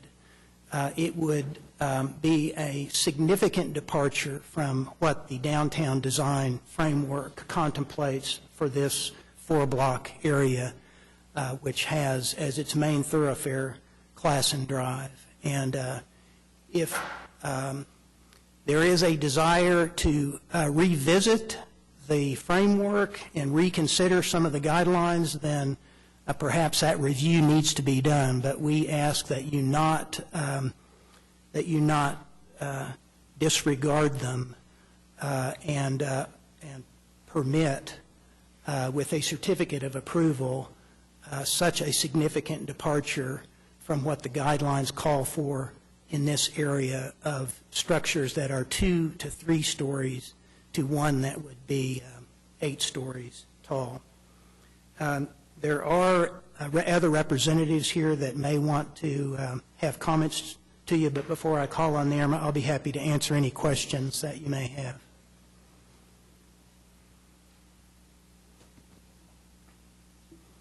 Thank you.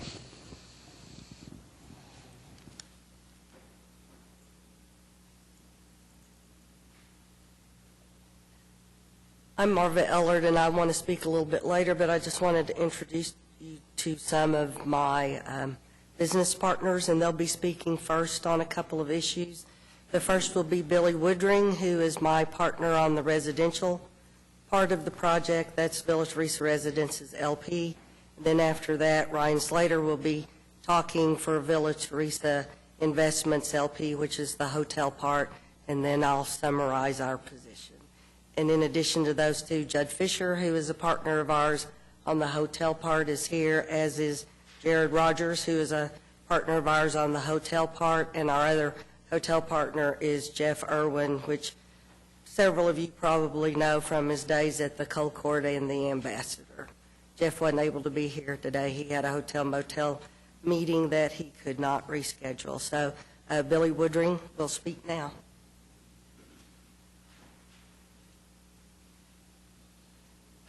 Hey everyone, as Marva said, I'm Billy Woodring. I started a property management company in 2010 called Substantia.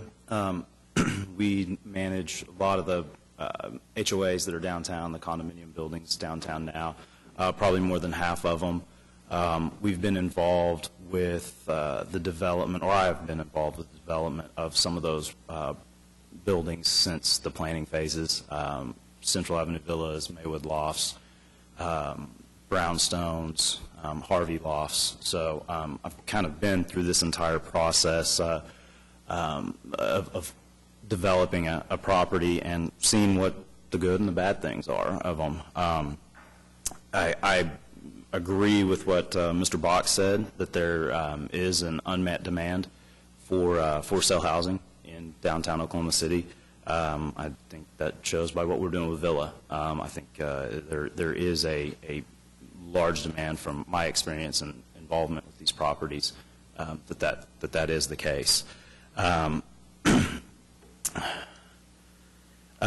don't want to spend too much time on Villa, but I do want to mention a few things that we worked on over there.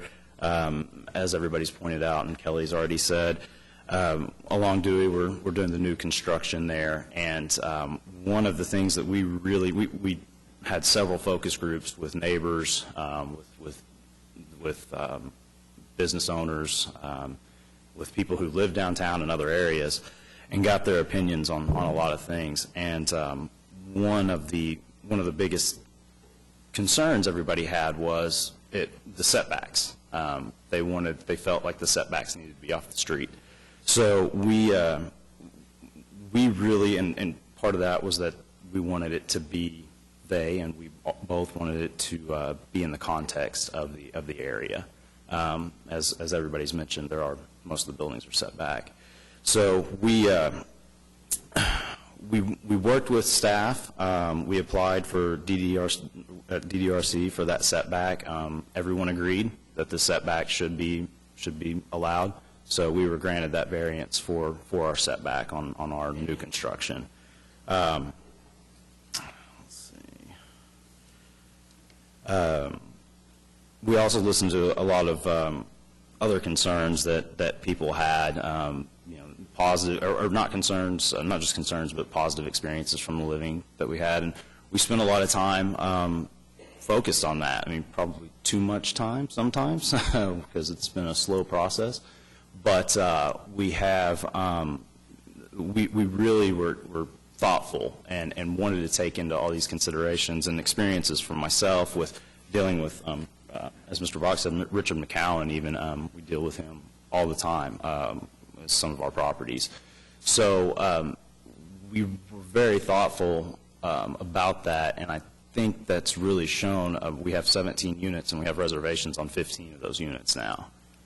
So I think that us thinking through some of these things has been very helpful.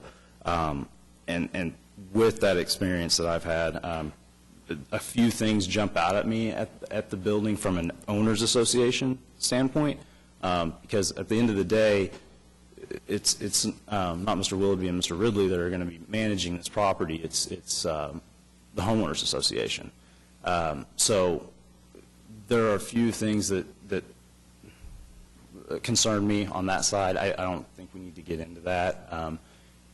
That's more of a question for management and operation of it.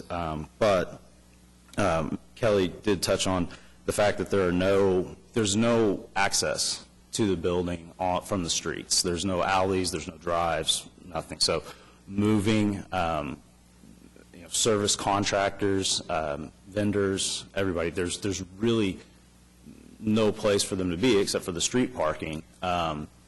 And there's no street parking on that side of the street currently. I don't know if there's a plan to maybe change that. So all that, semi-trucks from movers to vans to landscaping crews, they're all going to be parked on the other side of Classen. So I think that creates a big traffic issue. One of the other issues that I see with the setback, or lack thereof, is on the garage door. The traffic, we had a problem at another property that we manage and had to work with Richard McCowan to help resolve it because his property was next door. The garage door, there's only one entry and exit, only one lane for each way, and if a car pulls up there and has to wait for the garage door to open, another car is going to be in Classen Drive, whether they're going north or south or east or west, however you want to orient that. The car is going to be stuck in traffic, in Classen Drive, waiting on that. We've had a lot of instances at the other property where cars were swerving to miss it, going onto oncoming traffic just to get around them because they didn't want to wait. So we've had to work through that process, and we have. Let's see.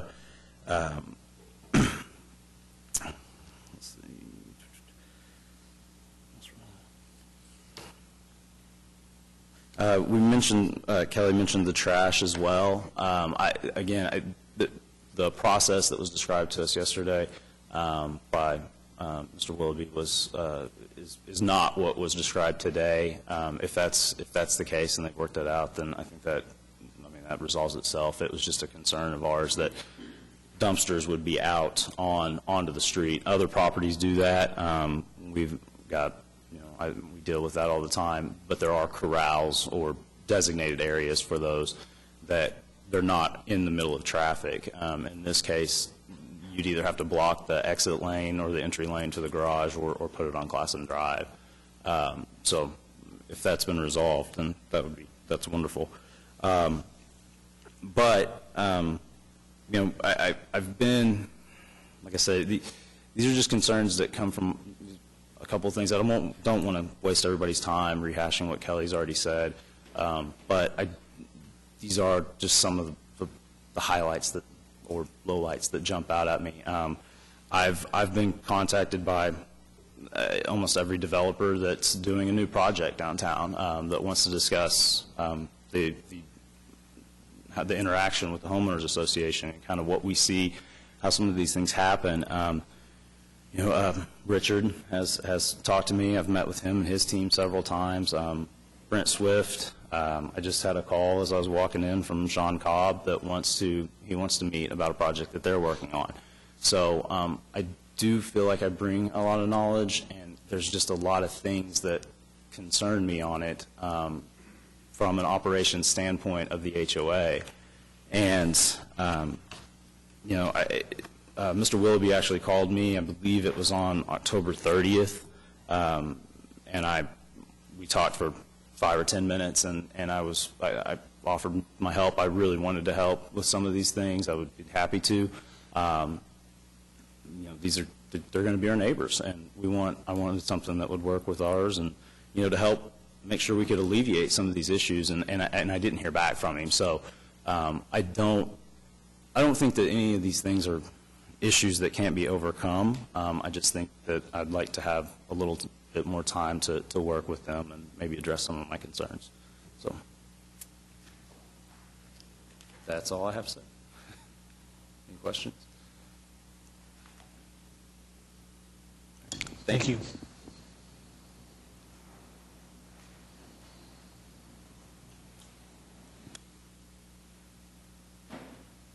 Hello. I'm Ryan Slater, and I'm part of the boutique hotel group side of Villa Teresa, one of the partners there. And I just am here and first want to say I don't want to kind of rehash anything that's been said, but I really want to talk about 2 points of which I feel fairly strongly about on some of the views that are going to be looking from Villa Teresa and some of our hotel guests, future hotel guests. The first part is the parking structure, and the views that we see right now, it looks to be a commercial type door, and if you look at the second story, what looked to be the second story, you will find that from our view, it will almost appear to be a covered parking lot with some of the type shading that's used, and it's kind of hard to tell from the renderings, but it is a concern. I also would say that the framework, the design framework, the downtown design framework should be looked at. Now, I know the ordinance as far as heights on the building is something that is dealt with on city ordinances and not necessarily a design framework, but I would say we would be remiss to not utilize and look at that framework as it pertains to the context of the neighborhood there nearby. And so I would just say that, what Billy said, which was a little bit more time and continuance to look, I would like to be a good neighbor and to hope to work with them, but I just think a little bit more time as far would be needed, and I would ask for that. Thanks. Thank you. Thank you.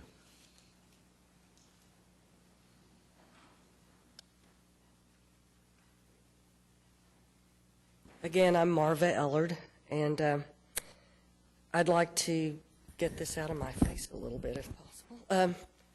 I'd like to talk about the context of the area.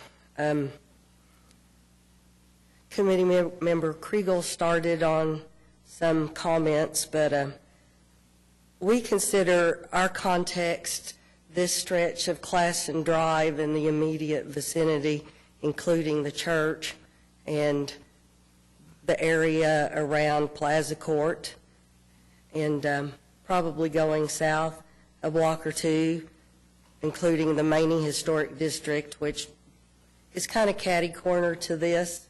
I mean, that's our kind of part of the world, which in the framework is the little lavender-colored area, but includes a part of the commercial of Midtown, a lot of the commercial of Midtown. A few things I'd like to point out to you. The Lisbon Lofts built in 2015 at 9th and Chartel, 3 stories tall. The Frank built at 12th and Francis in 2016, 4 stories tall. As you know, the Edge and the Lift, 4 to 5 stories tall. Pasteur built in 1980. Parking garage is 2 stories tall, and the building is 3 stories tall. Parts of it are taller. Bone and Joint, built in 1980, 3 stories tall. The 2 new St. Anthony wings on the east side of St. Anthony, 4 stories tall. Midtown Renaissance's new building planned on the Old Boulevard Hotel site, which is just across the street. Most of you probably know Boulevard Cafeteria site, 2 stories tall. We're 3 stories tall.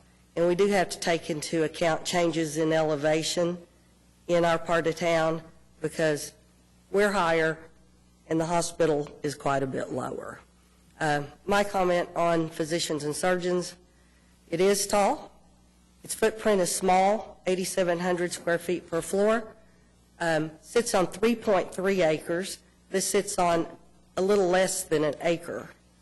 And my guess would be that it is more of a land bank play than it is a rehab of a building at some time. I think whoever buys it will most likely want to tear that building down and redevelop the whole site in a different configuration.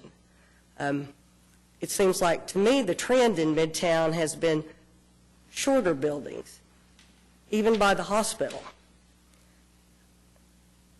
We do have some large-scale buildings, the Lift and the Edge, but from us, the Edge sits down lower and is not very prominent.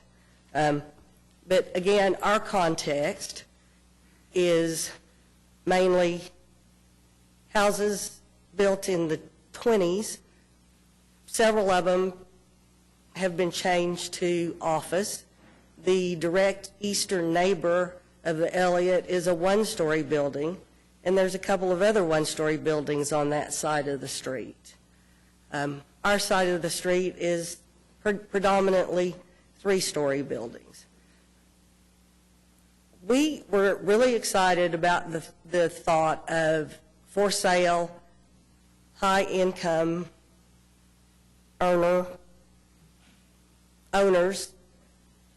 living in Midtown. More of what we're hoping to provide with Villa. But we have deep reservations about this building. To me, and I know this is maybe a little bit harsh because I admire Rand a lot, it doesn't fit into our part of the world.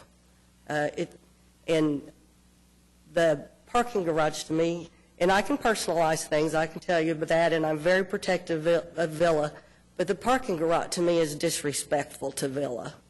I mean, we're staring across the street at a parking garage and a parking garage door. And the top of it has open parking with cloth canopies that Grant Willoughby described as the type you would see at a car dealership. So our guests are going to be looking at a roof that looks like a used car dealership, and I wouldn't think they would want their owners to be looking at that roof. My partners tell me, you know, Marva, we're going to have neighbors. I understand that. We are going to have neighbors. I welcome neighbors, but I welcome neighbors that respect what's already there and the atmosphere of what they're around. And to me, this does not. We welcome the opportunity to visit more with the applicant. We got the shade study last night at 5 o'clock. We've had very little discussion with the applicants about specifics about the project. And to me, this cake isn't baked. I mean, there's just so many unknowns to us and to the end result that there needs to be a lot more interaction and a lot more thought put into the right solution for the whole neighborhood and not just this project. And so we would ask you to either continue or deny the application, and thank you.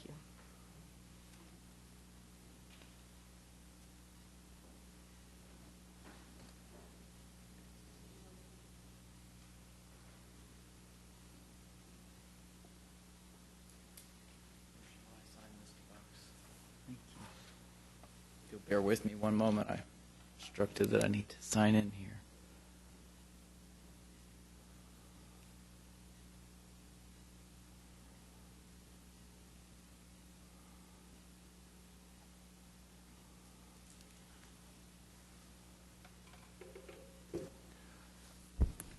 First of all, I'd like to say thank you for the opportunity to be here today. My name is Benjamin Nockels. I live at 1325 North Walker, which is been talked a lot about today. That is the edge. And I also am a business owner. I own Commonplace Books, and I own the kitchen at Commonplace, and I will soon be a part of the ownership group that's going to bring Midtown its very first urban grocery store at the bottom of that same building. So we will occupy 3/4 of the ground floor of the edge there on Walker. I find it interesting and curious that up to this point I'm the only person who has kind of stood up to this podium that doesn't stand to benefit financially from the decision that is made here today. I come here today on my own accord, not at the invitation or the persuasion of anybody else, just to be an active citizen and a concerned neighbor and advocate for what I believe to be the public good and the common good, and also not just for the past and present of this city, but maybe more importantly, its future.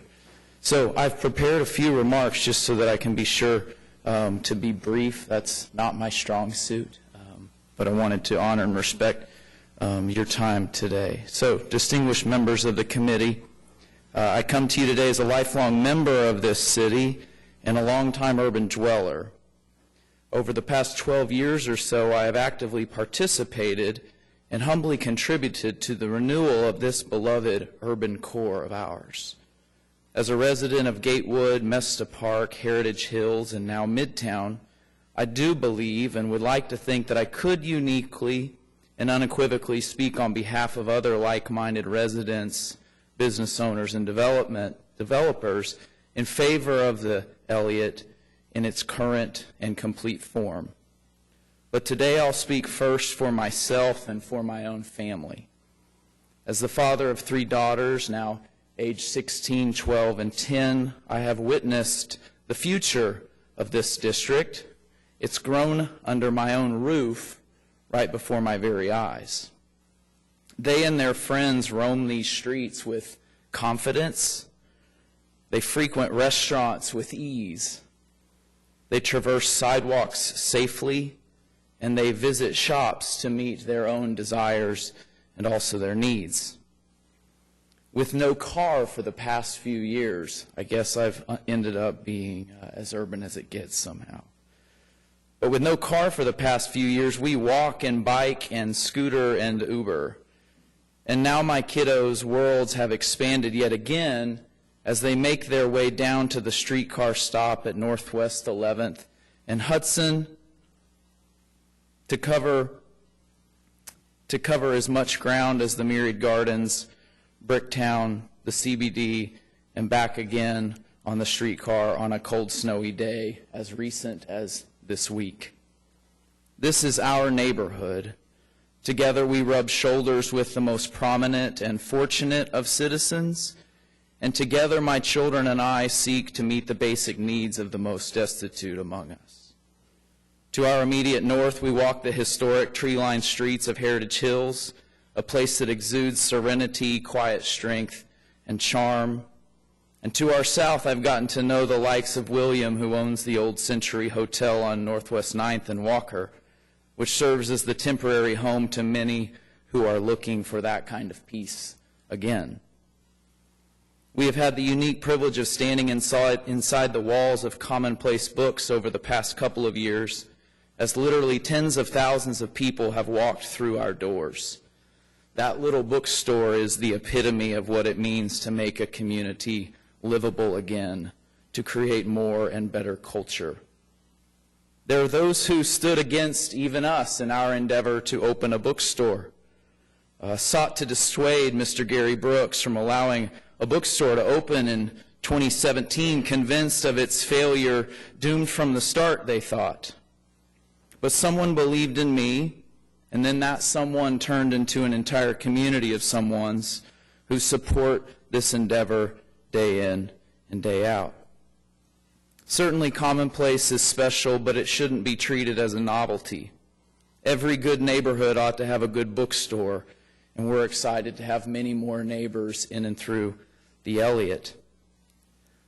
So we decided to create the very thing that our friends and neighbors have for so long wished existed. After all, the best way to predict the future is to create it, and so we did. It's almost impossible to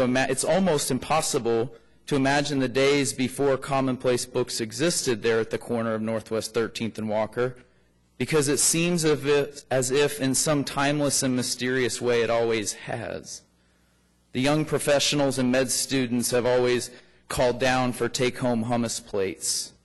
Saturday mornings, our sidewalks have always been filled with what we lovingly refer to as the stroller brigade.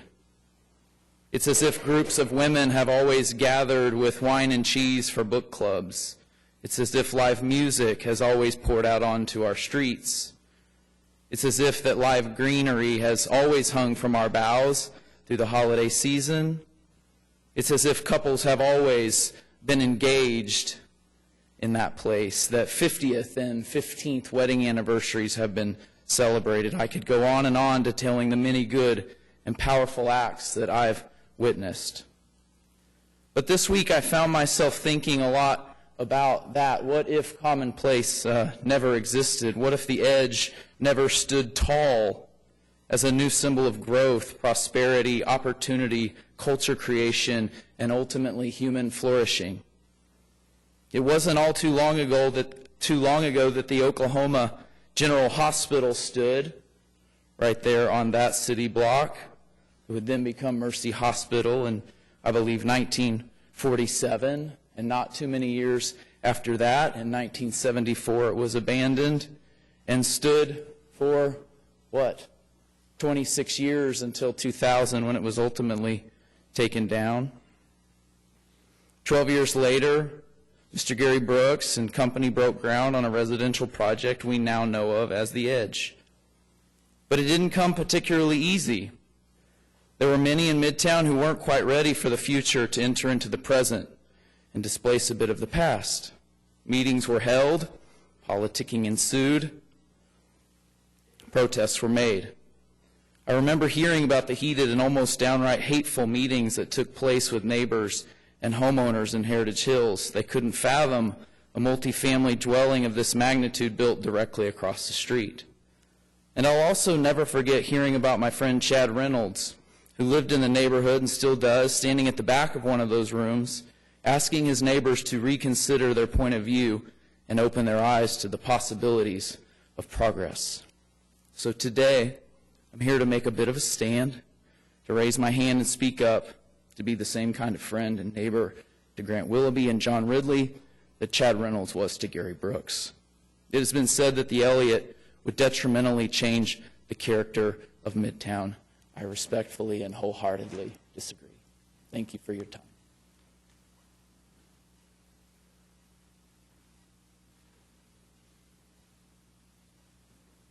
Good morning. I'm Suzanne Broadbent. I will be very brief. I am here as a member and immediate past president of First Unitarian Church, which is located right up here at 13th and Dewey in the northeast corner of this mauve area on the future development plan page that you have in front of you.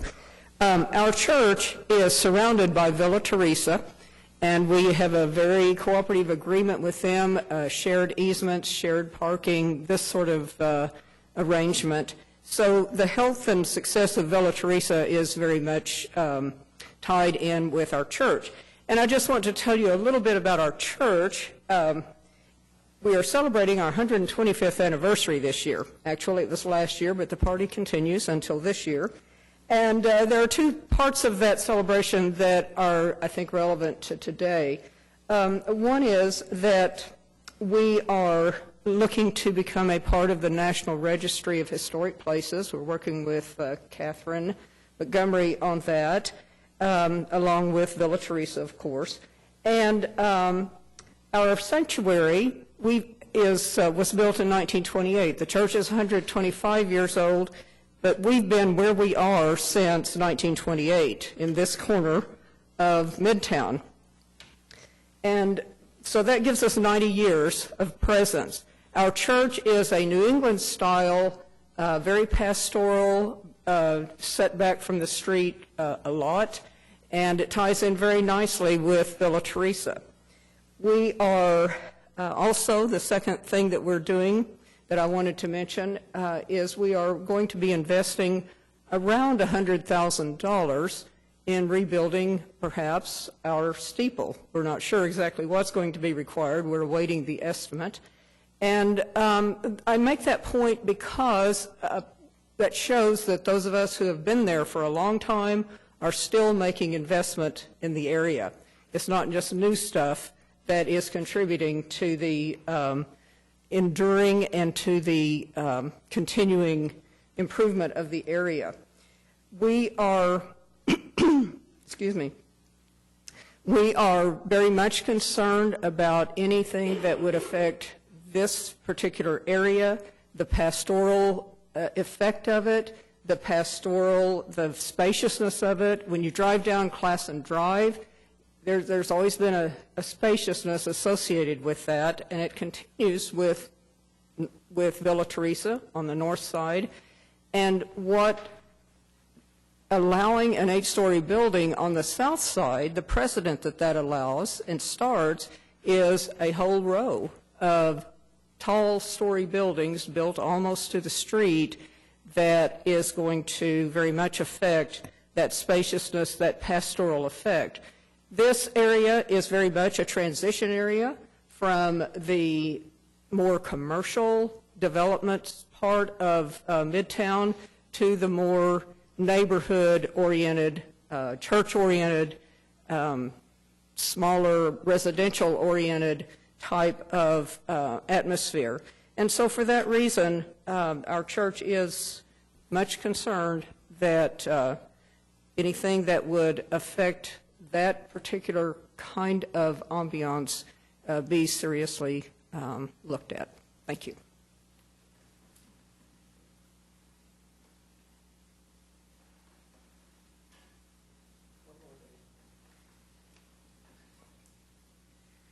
Good morning. I'm Bill Bleakley. I reside at 607 Northwest 7th Street. I want to briefly bring you the spirit of Midtown, past, present, and future. In the mid-'70s, I started my law practice in an office at the corner of 13th and Chartel in the gray house on the end of the wedge. In the late 70s, my partners and I bought the 3 houses that now comprise Maney Park, which is a historically registered site, and I restored Maney House for the law firm, subsequently my newspaper, and a couple restaurants. That is my beginning of I think, being a pioneer in Midtown. 3 years ago, my wife and I built and moved into a house at 7th and Dewey, and which is part of the Cottage District, adjacent to the, as you know, the downtown design district. I serve as Vice President of Midtown Redevelopment Corporation, on which I've been on the board for 5 or so years, and I am currently President of the South of St. Anthony Neighborhood Association. I am not here today on behalf of either of those organizations. I just wanted to give you my perspective of my relationship to Midtown. Midtown is a very special place. It has a human scale to it. Its success is a result of the fabric of the many eclectic buildings around that have been developed into all kinds of retail and residential applications. There has always been, I think, a respect for that human scale. I think it is reflected in the framework for this area that's been adopted by the city. The major developer in this area is Midtown Renaissance, Mickey Clegg, and Bob Howard, and they have spent millions and millions and millions of dollars on developing this area. And look around at their project. They're either restoring existing structures or they're putting in new structures that respect the new framework for the downtown area. I ask you to consider and respect the nature of Midtown, and within this particular area, as has been described, it is all smaller structures, the Maney House bed and breakfast, the office buildings also on Classen Drive, the future development of Villa Teresa. These all have, in this particular area, a respect for design. Everywhere in Midtown, view is important, and I think that's part of trying to keep this human scale to it that gives it its special effect. And I think it's something worth supporting and preserving by this commission. We often hear for counselors, for developers, that the code says sky's the limit. Well then, if the sky's the limit, what is the purpose of this committee? What is the purpose of the framework? Why are we here today talking about it? It is because we need to respect the inner juxtaposition of buildings within the area being developed. I do not have a dog in this fight. Rand Elliott and Marva Ellard are personal friends of mine, and I respect their work and what they're doing. I'm only here to object on please examine the height of this structure. Someday there will be an application going up within a few hundred feet of the residences in the Cottage District, because that is in your jurisdiction and not the Urban Design Commission. And these same issues will be applying there that apply here. So I plead for respect for the nature of this area of Midtown and what is being proposed, and give it your due consideration. Thank you. Mr. Chairman, if I may, briefly, one thing to me that I think is glaring, if we look at the framework and we look at the date at which it was approved, it was 2015. We've had a monumental public project that has been approved, built, and is now in operation since that time. and it's the new streetcar. The new streetcar is half a block from this. You would literally walk half a block down Classen Drive. We spent significant public money on that. I would submit that we spent significant public money on that in hopes to encourage exactly what we have here. And in order to have people that use the streetcar like it's intended to be used as transit, you have to encourage density. You have to encourage development like this with density. Again, a half a block. You can imagine somebody that could live there and could go work in the central business district and not even need a car, like Ben talked about. So although the framework does reflect the shading that they said, I would submit that perhaps we'd look at it differently today. I mean, that streetcar stop, I think, was placed there on purpose. If we think about what the streetcar was intended to do, is to encourage additional development. Well, why would they spend that kind of money to put a stop right here to encourage two-story development? I think additional development at this density is what is supported by the streetcar, which, again, the framework doesn't speak to. Could you go to the last slide of the, okay.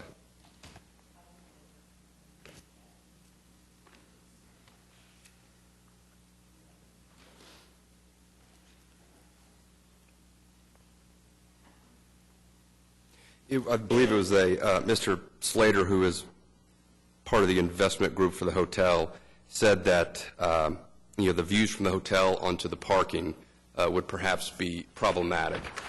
You know, Midtown is kind of a different area. You've got all kinds of different views. And if we go to the last slide of the height study, which I think we're going to be there shortly, or you have in front of you, which would be page 11, there you go. I want to point out what the Seabrook Hotel looks out onto.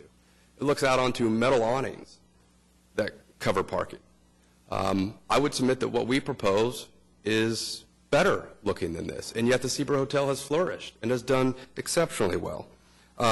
Ms. Ellard did misspeak when she talked about the footprint of the physician and surgeon building as being less than what our building is. The footprint of the Elliott is 11,232 square feet.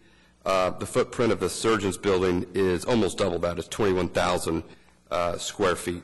Ms. Ellard also mentioned that the parking garage is, I believe her term was disrespectful to Villa Teresa. I'm not an architect, but I have to wholeheartedly disagree. To me, surface parking lot, that phrase has become a bad word in this city. I think everybody would agree that a surface parking lot is not perhaps the best use. I would think that a surface parking lot would be disrespectful, rather than a parking garage clad in a similar building material that the rest of the building is clad in. To me, this is a better way to handle the parking. It's more respectful to the built environment and allows for more continuity within the development. The Unitarian Church, it's worth noting that it fronts on 13th, and Suzanne talked about setback. If you look at the edge, which is 20 yards from its front door, the edge was built at the property line with no setback. A lot of the same protests and concern you're hearing now is the exact same protest and concern that was raised. I'm not sure if anybody was on the DDRC at the time, but it's the exact same thing that was raised at the edge. Heritage Hills, I believe, came out in force against the edge. I would submit that's one of the reasons that my wife and kids wanted to live in Heritage Hills. It's a wonderful opportunity to have that. It provided stability to that area. So I understand, the concerns that they're raising, but these are the same concerns that were raised at the edge, and the edge has proven to be perhaps one of the most important developments in Midtown. So we would ask for your approval. Again, this is a development that is compatible with the area. It is compatible and consistent with the code. Staff recommends approval, and we would ask for same. Thank you.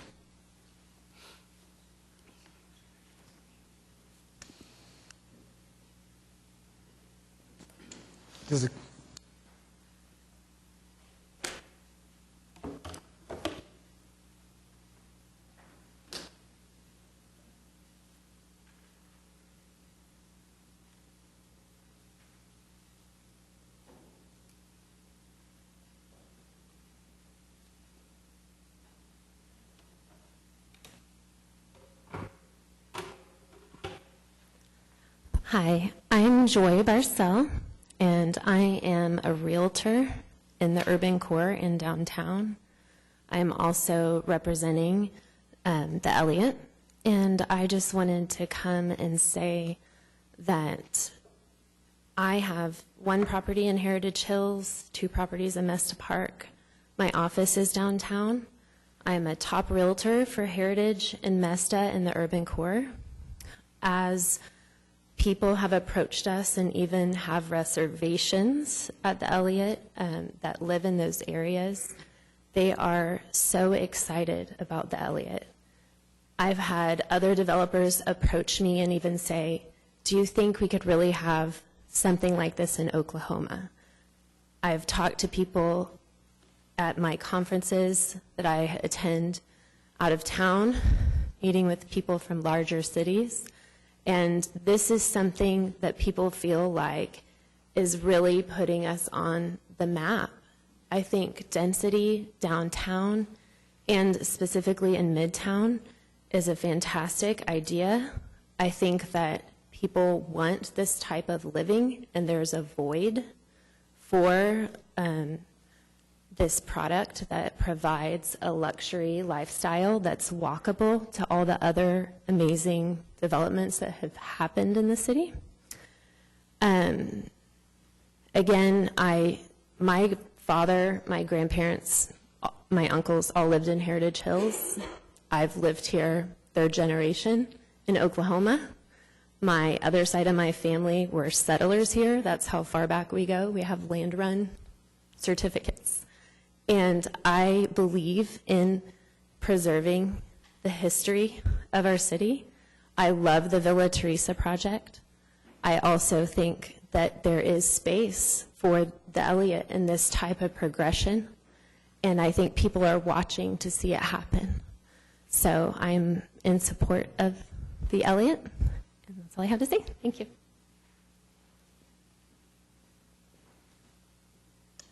Comments from committee members? I'm in support of this project. I think that when we look at the future development plan, it seems to be a reflection of what is currently in the city. I wonder, and when we look at the sites directly around, I'm just looking at this map right now, that's what I'm referencing. When I'm looking at the sites around the 2 blocks, the one that Villa Teresa is in and the one that the Elliott is in, all of those are for high-density residential projects. And we can think of the Elliott as sort of even a transition piece where part of this project is really actually quite low and part of it is taller.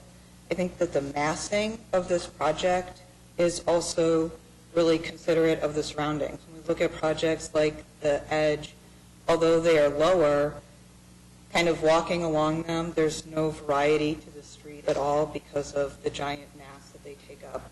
This project feels a little bit more like a thinner building, and the fact that it has 2 different sides, one that is kind of pointing or referencing more historic buildings with the brick, and one that's referencing more modern building types with the glass, breaks down the mass even further.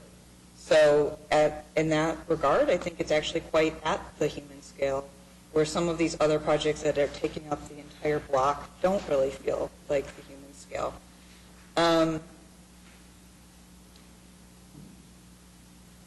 Just I have a few more points. I also think that diversity of building form is really important for Midtown and for growth. The older buildings that are taller in this area are great references, I think, for why we need that kind of variety, like the Seaber and the other hotel that's on Walker.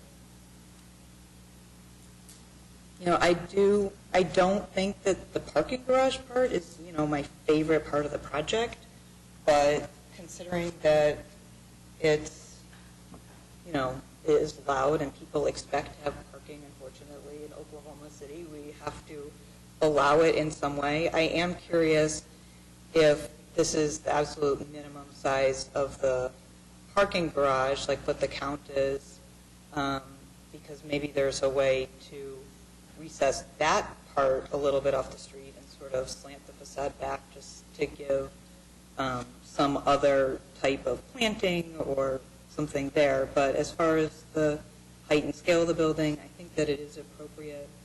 And I do think it's important to hold the street edge. And that is something that has been widely regarded as important by urban planners and city planners across the country. That when we set the street back, or the buildings back, actually it's not engaging for people. And doesn't allow for eyes on the street, which may have been one of the concerns that somebody raised. So.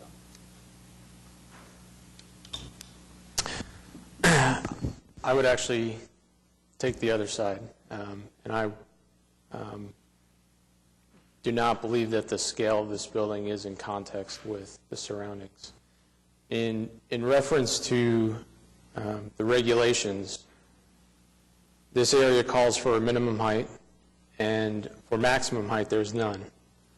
With that kind of logic, a 70-story building could be proposed on this site. And I would hope that most people in this room would agree that a 70-story building would certainly be out of context with the location. So a line has to be drawn somewhere. And I believe that's the purview of this committee and why we're having this discussion.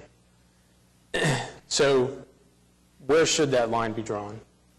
And personally, I would then look to the framework which this committee has adopted as site-specific guidance.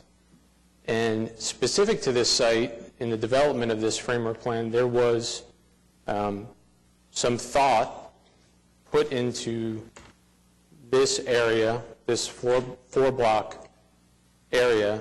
There was thought put into identifying this as a low-density flex area. And it's even more apparent based on the densities that have been identified around it. There is something unique about this four-block area. And everyone who's put time and thought into the framework plan has identified that. Now, there's been a lot of discussion about density, urban density. I am all for urban density and bringing people to Midtown, bringing people to downtown. I do think that there are alternate design solutions, given the size of this site, that will bring the same amount of density that is being proposed today.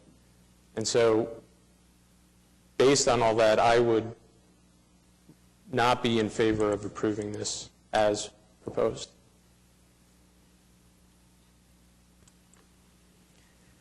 I'm new to this, so this is only my second meeting, but I have the luxury of my profession to be the government affairs person for the realtors, and we're big proponents of what we call property rights, and you have to strike what we call a balance, and that balance is that the people that own the property have to have the flexibility and the ability to develop it as they see fit. But at the same time, you have to be a good neighbor, so those that you're going to build in the area that you're locating need to have at least an opportunity for input and say what's going to go up in the area that they've already procured property. My hope is that we might decide to do a continuance on this to see if some of the issues that have been raised can be addressed.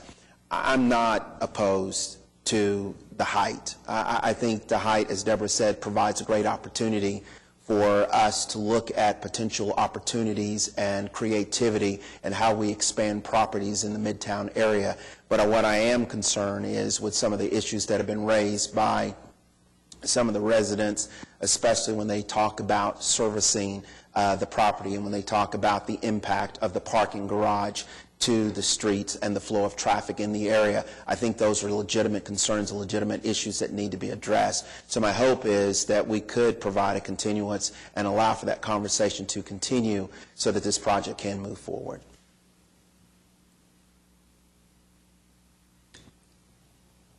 I just want to say I agree with Mr. Box on the importance of the streetcar in that area. And I think we all want to see high-density residential density downtown. Deborah made a good point about the surrounding areas being high density, but again, I'll go back to the edge and the lift are considered high density, and they max out at 5 or 6, but they're not, certainly not 8 stories.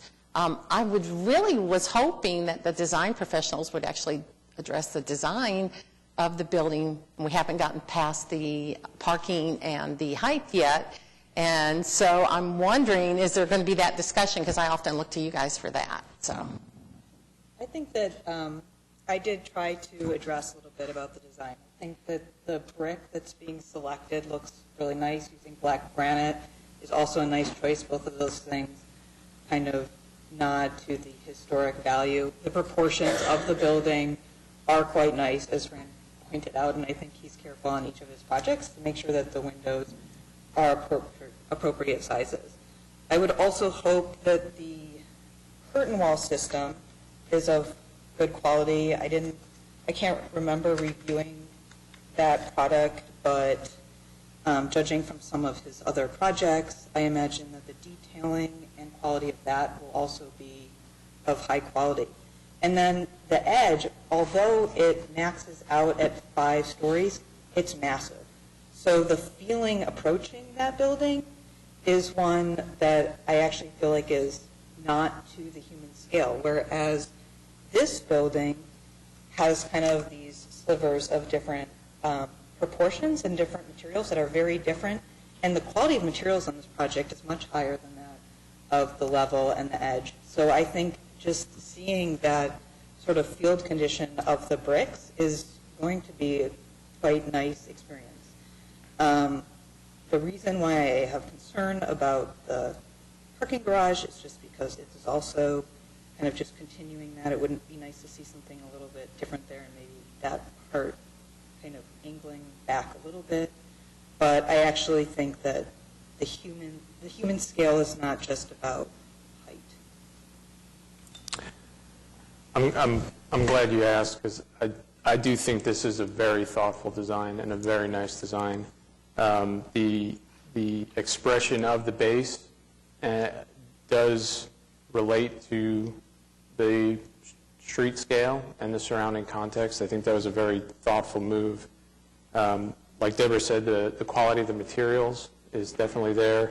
The treatment of the garage, I think, is a nice treatment. I mean, there are certainly worse ways to handle parking, and so by cladding the parking structure with the same material as the building and integrating it as one is a nice solution to that.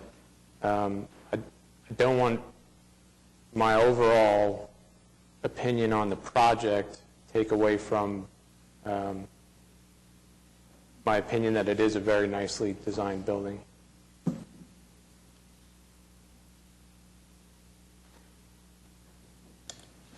I'm going to echo a couple of things that were said earlier, and then I'll let you. So I agree with the comment on materiality. I think that the curtain wall, and maybe I'm looking past what the rendering shows, because the rendering shows an extremely elegant treatment of the interstitial space that zeroes out to a knife edge, so that whenever you're looking at it in the perspectives that you showed, it looks like there is a floor plane with nothing that is supporting it. And I can tell how you did it. And that's extremely elegant. And so from that, I'm going to assume, and I think I'm right, that the curtain wall system is going to be extremely nice. I like the tumbled brick as a material, but I don't necessarily think that the detailing of the masonry block is as elegant as the detailing of the modern block, but I think it's appropriate for the space. I'm not necessarily opposed to height. I do have a little bit of concern about the long length of frontage on the street on that southwest side, because a lot of those buildings are held back on that side, just from that block from 11th to 13th. That in context, that is my one comment on context, how the building sits with respect to its neighbors, it seems like how it fronts the street and how it holds that tight edge against the property line is different than what the adjacent properties do. Scale of the building, I kind of see as maybe more of volume of the structure, and it doesn't bother me. I think it's nicely situated, but I do question the long frontage on the street, and is there any discussion with respect to that? I'd like to hear your thoughts on it, and you're going to make a couple of comments as well. I was just going to actually come up and say, by comparison, the glass product that we're talking about is what's similar to the Devon Tower. So we all know how beautiful that is, and its crystalline qualities and so forth, and so that's been the intention all along, was to have that kind of transparency, if you will. As you can see, it's hard to please everyone, right? Very, very difficult. And so when you have a developer and a team that comes together to create something that satisfies all the criteria, it's impossible. It is absolutely impossible, and we've relied on the city and staff to help us make sure that we were meeting the guidelines that were set forth, and we felt like we've done that. We have done that. We put the building in its position, which was recommended. We've met the height restrictions. We've done all of it to come forward to do a great project that will elevate and, frankly, endure over a period of time in the Midtown area. And all the comments that I've heard have to do with, is it respectful? I would hope that I read that to say absolutely it is respectful and thoughtful in terms of its neighbors and that kind of thing. Having done over 300 historic preservation projects in my career, I can tell you that the key thing is that you never want to try to recreate history. It's the wrong thing to do. It's really about doing something that is in the spirit of that history, not a replication. Fake history, false history, is not the goal. It never is. And this building, as proposed, would have its own history at some point, and the continuation of the history that Villa Teresa would have and the church has will continue with it. And so history is relative. History is about something new today will have its own history tomorrow and beyond. And so I think that we're at a point in our community where we're maturing, we're growing, and accepting transition, and it's hard. It's very hard. How do we add something new into an area that has its own history? Well, you try to do it sympathetically, and no one will be completely satisfied with that. But we have two owners in John and Grant that have come forward to say, we think that we can do something that will really elevate the quality of the neighborhood, that will, in essence, satisfy a market need. We've worked really hard to satisfy as much of the architectural side of it as we possibly could, varying the scale, making it relate to what's going on today in our world. This is the 21st century. And so how do you create a building that does both, that looks back and looks forward? And that was really our intention with this building. And we think we've done that. And sometimes you have to take a leap of faith that it's a good thing. I felt like that the comment about from the gentleman from Commonplace Books, which is one of my favorite places in the whole world, but the point is that he saw and recognized what change brought, and that it was scary at first. And it always is. The unknown is always scary. But in this particular instance, I mean, you have something concrete to look at. You see the potential, and it's going to do nothing but endure and do wonderful things for the neighborhood. The comment from Joe Hodges at the hospital, it's like he is looking for these kinds of opportunities to attract and recruit medical students and physicians and that sort of thing coming to our community. Let's give that to him. Let's create an opportunity where he has the ability to say, wow, come and see our facility and live and work in the Midtown area, because we're progressive, we're thoughtful, we're thinking about the future, but we're also very respectful of the past. And I think we're at a great time to be able to do this, but have a leap of faith. You know, this is something that's important for our community. We need to move forward. We can't be afraid of the future. We need to embrace it. and trust everyone that's here on your committee as well as those people that are presenting to you that we will only do the very best to do what we can do to make this the very best project for the neighborhood, for our community. We'll bring new people into our city that will add to the intellectual and spiritual qualities of what we're doing right now. So I would encourage you to accept this, to embrace this as a great step forward. Any questions? I wanted to address the comment by Mr. Jones on the continuing dialogue. So as staff pointed out in the staff report, we are going to have to resubmit our landscaping, street trees, all of that for review and approval. So today doesn't end the conversation. We're fully committed to continue to work with the neighbors on all the elements of this project. I am not nearly as an elegant a speaker or eloquent either speaker as Rand is, but I don't think we can just rely on painting a picture. We have to deal with facts and specifics. And there are setback issues. There are height questions to determine.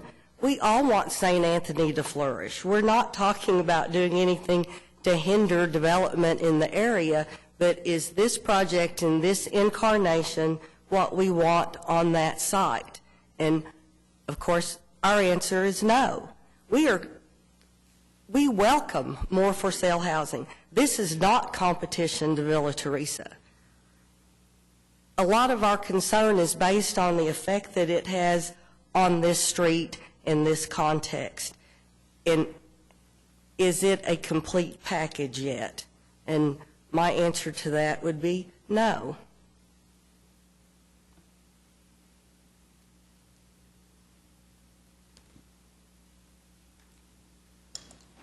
Do we have any other comments from the audience?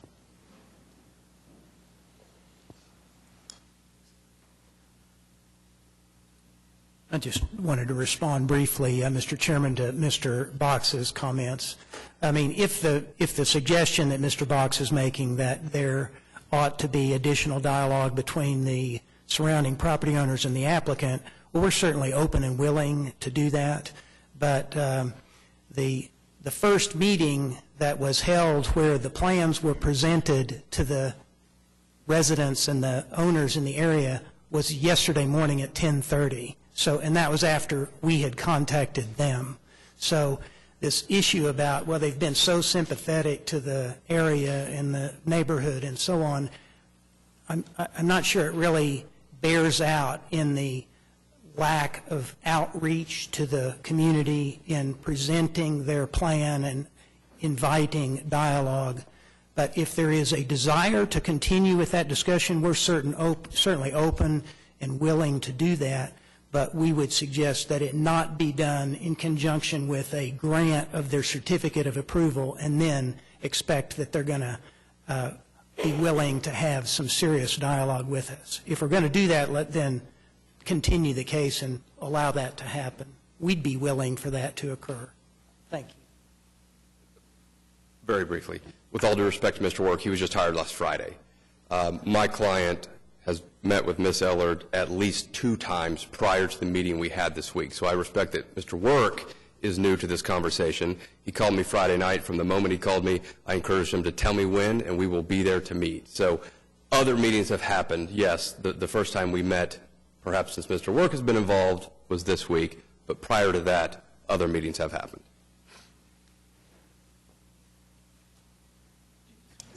Yes, I do. I don't want this to devolve in a he said, she said deal. I met with Grant and John the end of September. They came in, said they wanted to meet me, brought a bottle of wine. I asked to see plans or talk about their development, and they said they weren't ready to talk about it yet. The second time I met with them was February 11th. They walked in with no plans and did not want to talk about specifics. I told them that as far as I could tell, we've had opposition to the project, and we're going to continue down that road. I filed a Freedom of Information Act request with the city to even get a copy of their application, and that was the first time that I saw specifics about their plans. We are about to lose some of our members, so I am going to go ahead and I think we have all of the information, and I think that we probably have enough to maybe have a motion made so that we can move this forward? If somebody would like to author one? I'll make a motion. I make a motion that we continue this until the next meeting. They have to agree? Oh. The applicant has to agree on the continue.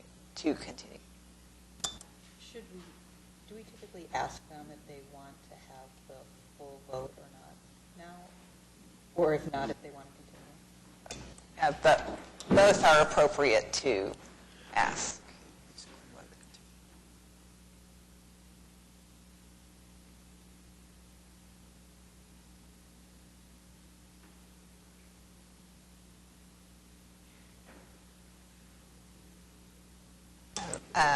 I believe the applicant, we're waiting on them to affirm if they want a continuance or if they want a up or down.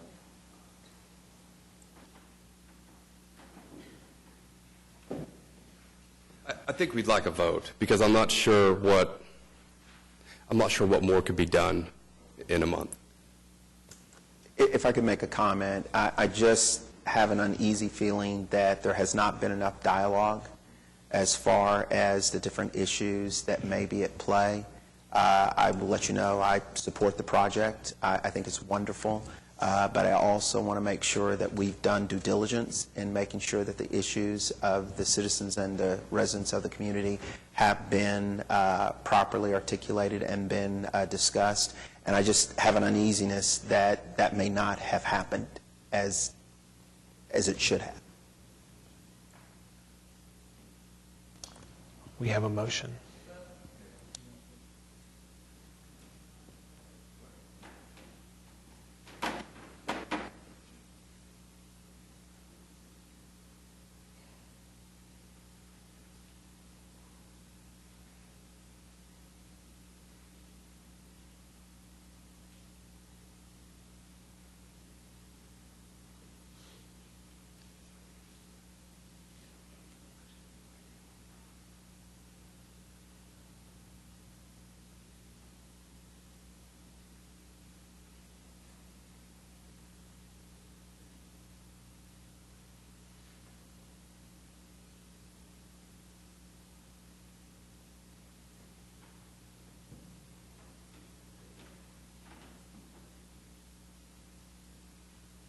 My client's willing to continue it, but I do want to, I do think it's important, at least, to put to the board. I don't see the height changing, and so I don't want to waste your time again in a month. And I can kind of guess where I think everybody stands, except perhaps you two ladies. So perhaps some comments from you might help. I don't want to put anybody on the spot, but if the central issue is height, I don't see the height changing. So talking about the height for a month when we're kind of all in our places, but we're happy to continue if that's the desire. But within that context, I think it's important to say that, just because the height we're at is where we are. But we're willing to continue it if you believe that would be helpful. We can discuss all the other details, but the height is kind of what it is. If you continue, then there's the question on if you want to go to March or April, because we would need the March stuff. Well, so that's the point. Like, I don't see it really changing a lot, but we're happy to continue the dialogue. You know, they mentioned a lot of operational type questions that we'd be happy to address. I don't know that the design's going to change, so I think maybe I'm asking for a little bit more feedback, perhaps, if that's making sense. I think what's being requested is a lot of that operational dialogue, coming to some kind of a compromise. So that's what you were asking for. It is. As I said before, I have no problem with the height issue, and I totally agree with you. If that's the only thing that is deciding whether to support or not, I agree with you. But I think there are some other issues that were raised in the conversation that I think a little bit more time can resolve, and everybody can come away feeling pretty good. We're kind of forced into this awkward situation where this is a quasi-judicial board, right? And so we're having to kind of guess. It's the only opportunity we get to get feedback. We've heard, feedback from most, and so we're hoping for perhaps than others. And I'm going to speak for between being the sandwich, I feel like, of millennials and then, everything else. I like what I see from your building. I like the downtown area expanding and growing. I do see growth and development in the future. And I like to see that more often throughout the city, not just downtown. So I'm not opposed. But I do believe in the city basic ordinances of height, which is kind of where I'm stuck. And I believe a few of us are stuck in that issue where it's too prominent and is presumptuous in a way, a little bit. And I think that's the only thing that is kind of like in between what I see. But I love the sign. I mean, it's great. I think that there's other details that we haven't discussed. And that's perhaps where we're stuck a little bit deciding and continuing with it right now. And I speak for myself. I don't know if everybody feels the same way. But I think there's other things that need to be discussed along to just kind of see that we're all on the same page. Sure. Okay, and like I said, we can do that. I didn't want the expectation to be that we come back in a month and it's going to be a radical departure from this, because it is, the framework creates a problem. It throughout a process in which property owners would be notified, came in and was put in place that frankly directly contradicts the ordinance. When you buy a piece of property, you buy a piece of property and zoned a certain manner, and you check the zoning to see height, setbacks, all of those things. And so when you do that and the things that are approved and adopted by the governing body, being the city council, and there's this other document that is the squishy guideline that would seek to undermine or contradict, it's an awkward situation. I think it's, I believe for building big, go all out, big bang. I do believe that that's one thing that we all want to do, and expand and grow as big as possible. But there's certain things that, I guess, and that's where, like I said, it's my concern.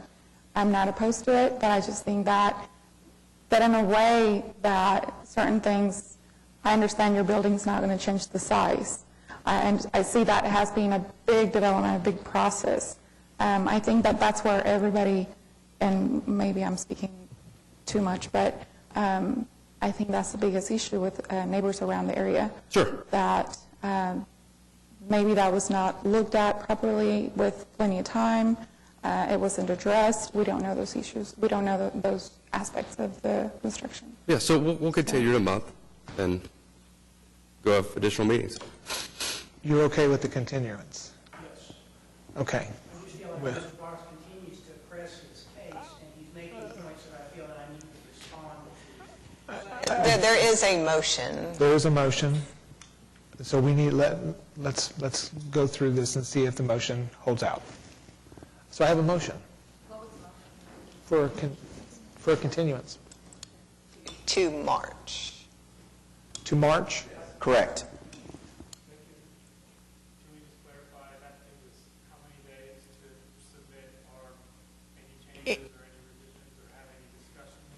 Probably end of next week.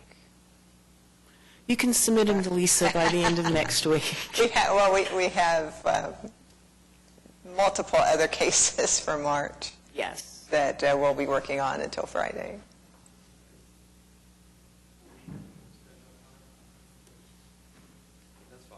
Do I have a second? Second. That is a Jones-Kriegel motion. All in favor of the motion for a continuance until March? Aye. Aye. Any opposed? Motion carries. Thank you all for your time today, and best of luck in the next 7 days. What is that date, Mr. Chairman? The 21st.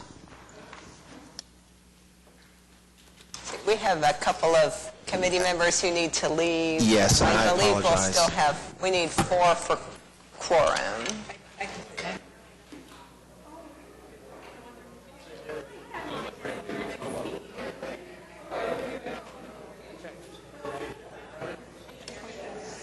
Item 7 on the agenda is... Can we take this outside? Any discussions? Okay, item number 7 on the agenda is other business, and there is none. Item number 8 is communications. We have several items under the administrative approval report. I am not aware of any that need to be discussed in detail. Very busy. We're just crazy busy.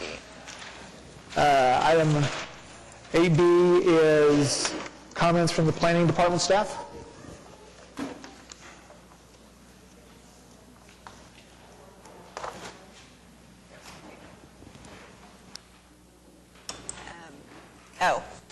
Paula's reminding me that, so she sent everybody a calendar invitation to hold on their calendars for the meeting, but reminder, just because you've accepted that to hold it on your calendar, that's not the same as you're responding to her quorum call. So when you get the email with the agenda link, please respond back so we'll know you have quorum, even if you have accepted the meeting invite. Okay, item C is comments from committee members. Thank you all for your comments today. They were all excellent and engaging. Our next meeting date, in which apparently we have an agenda already started. Okay. It is going to, sorry, The 21st.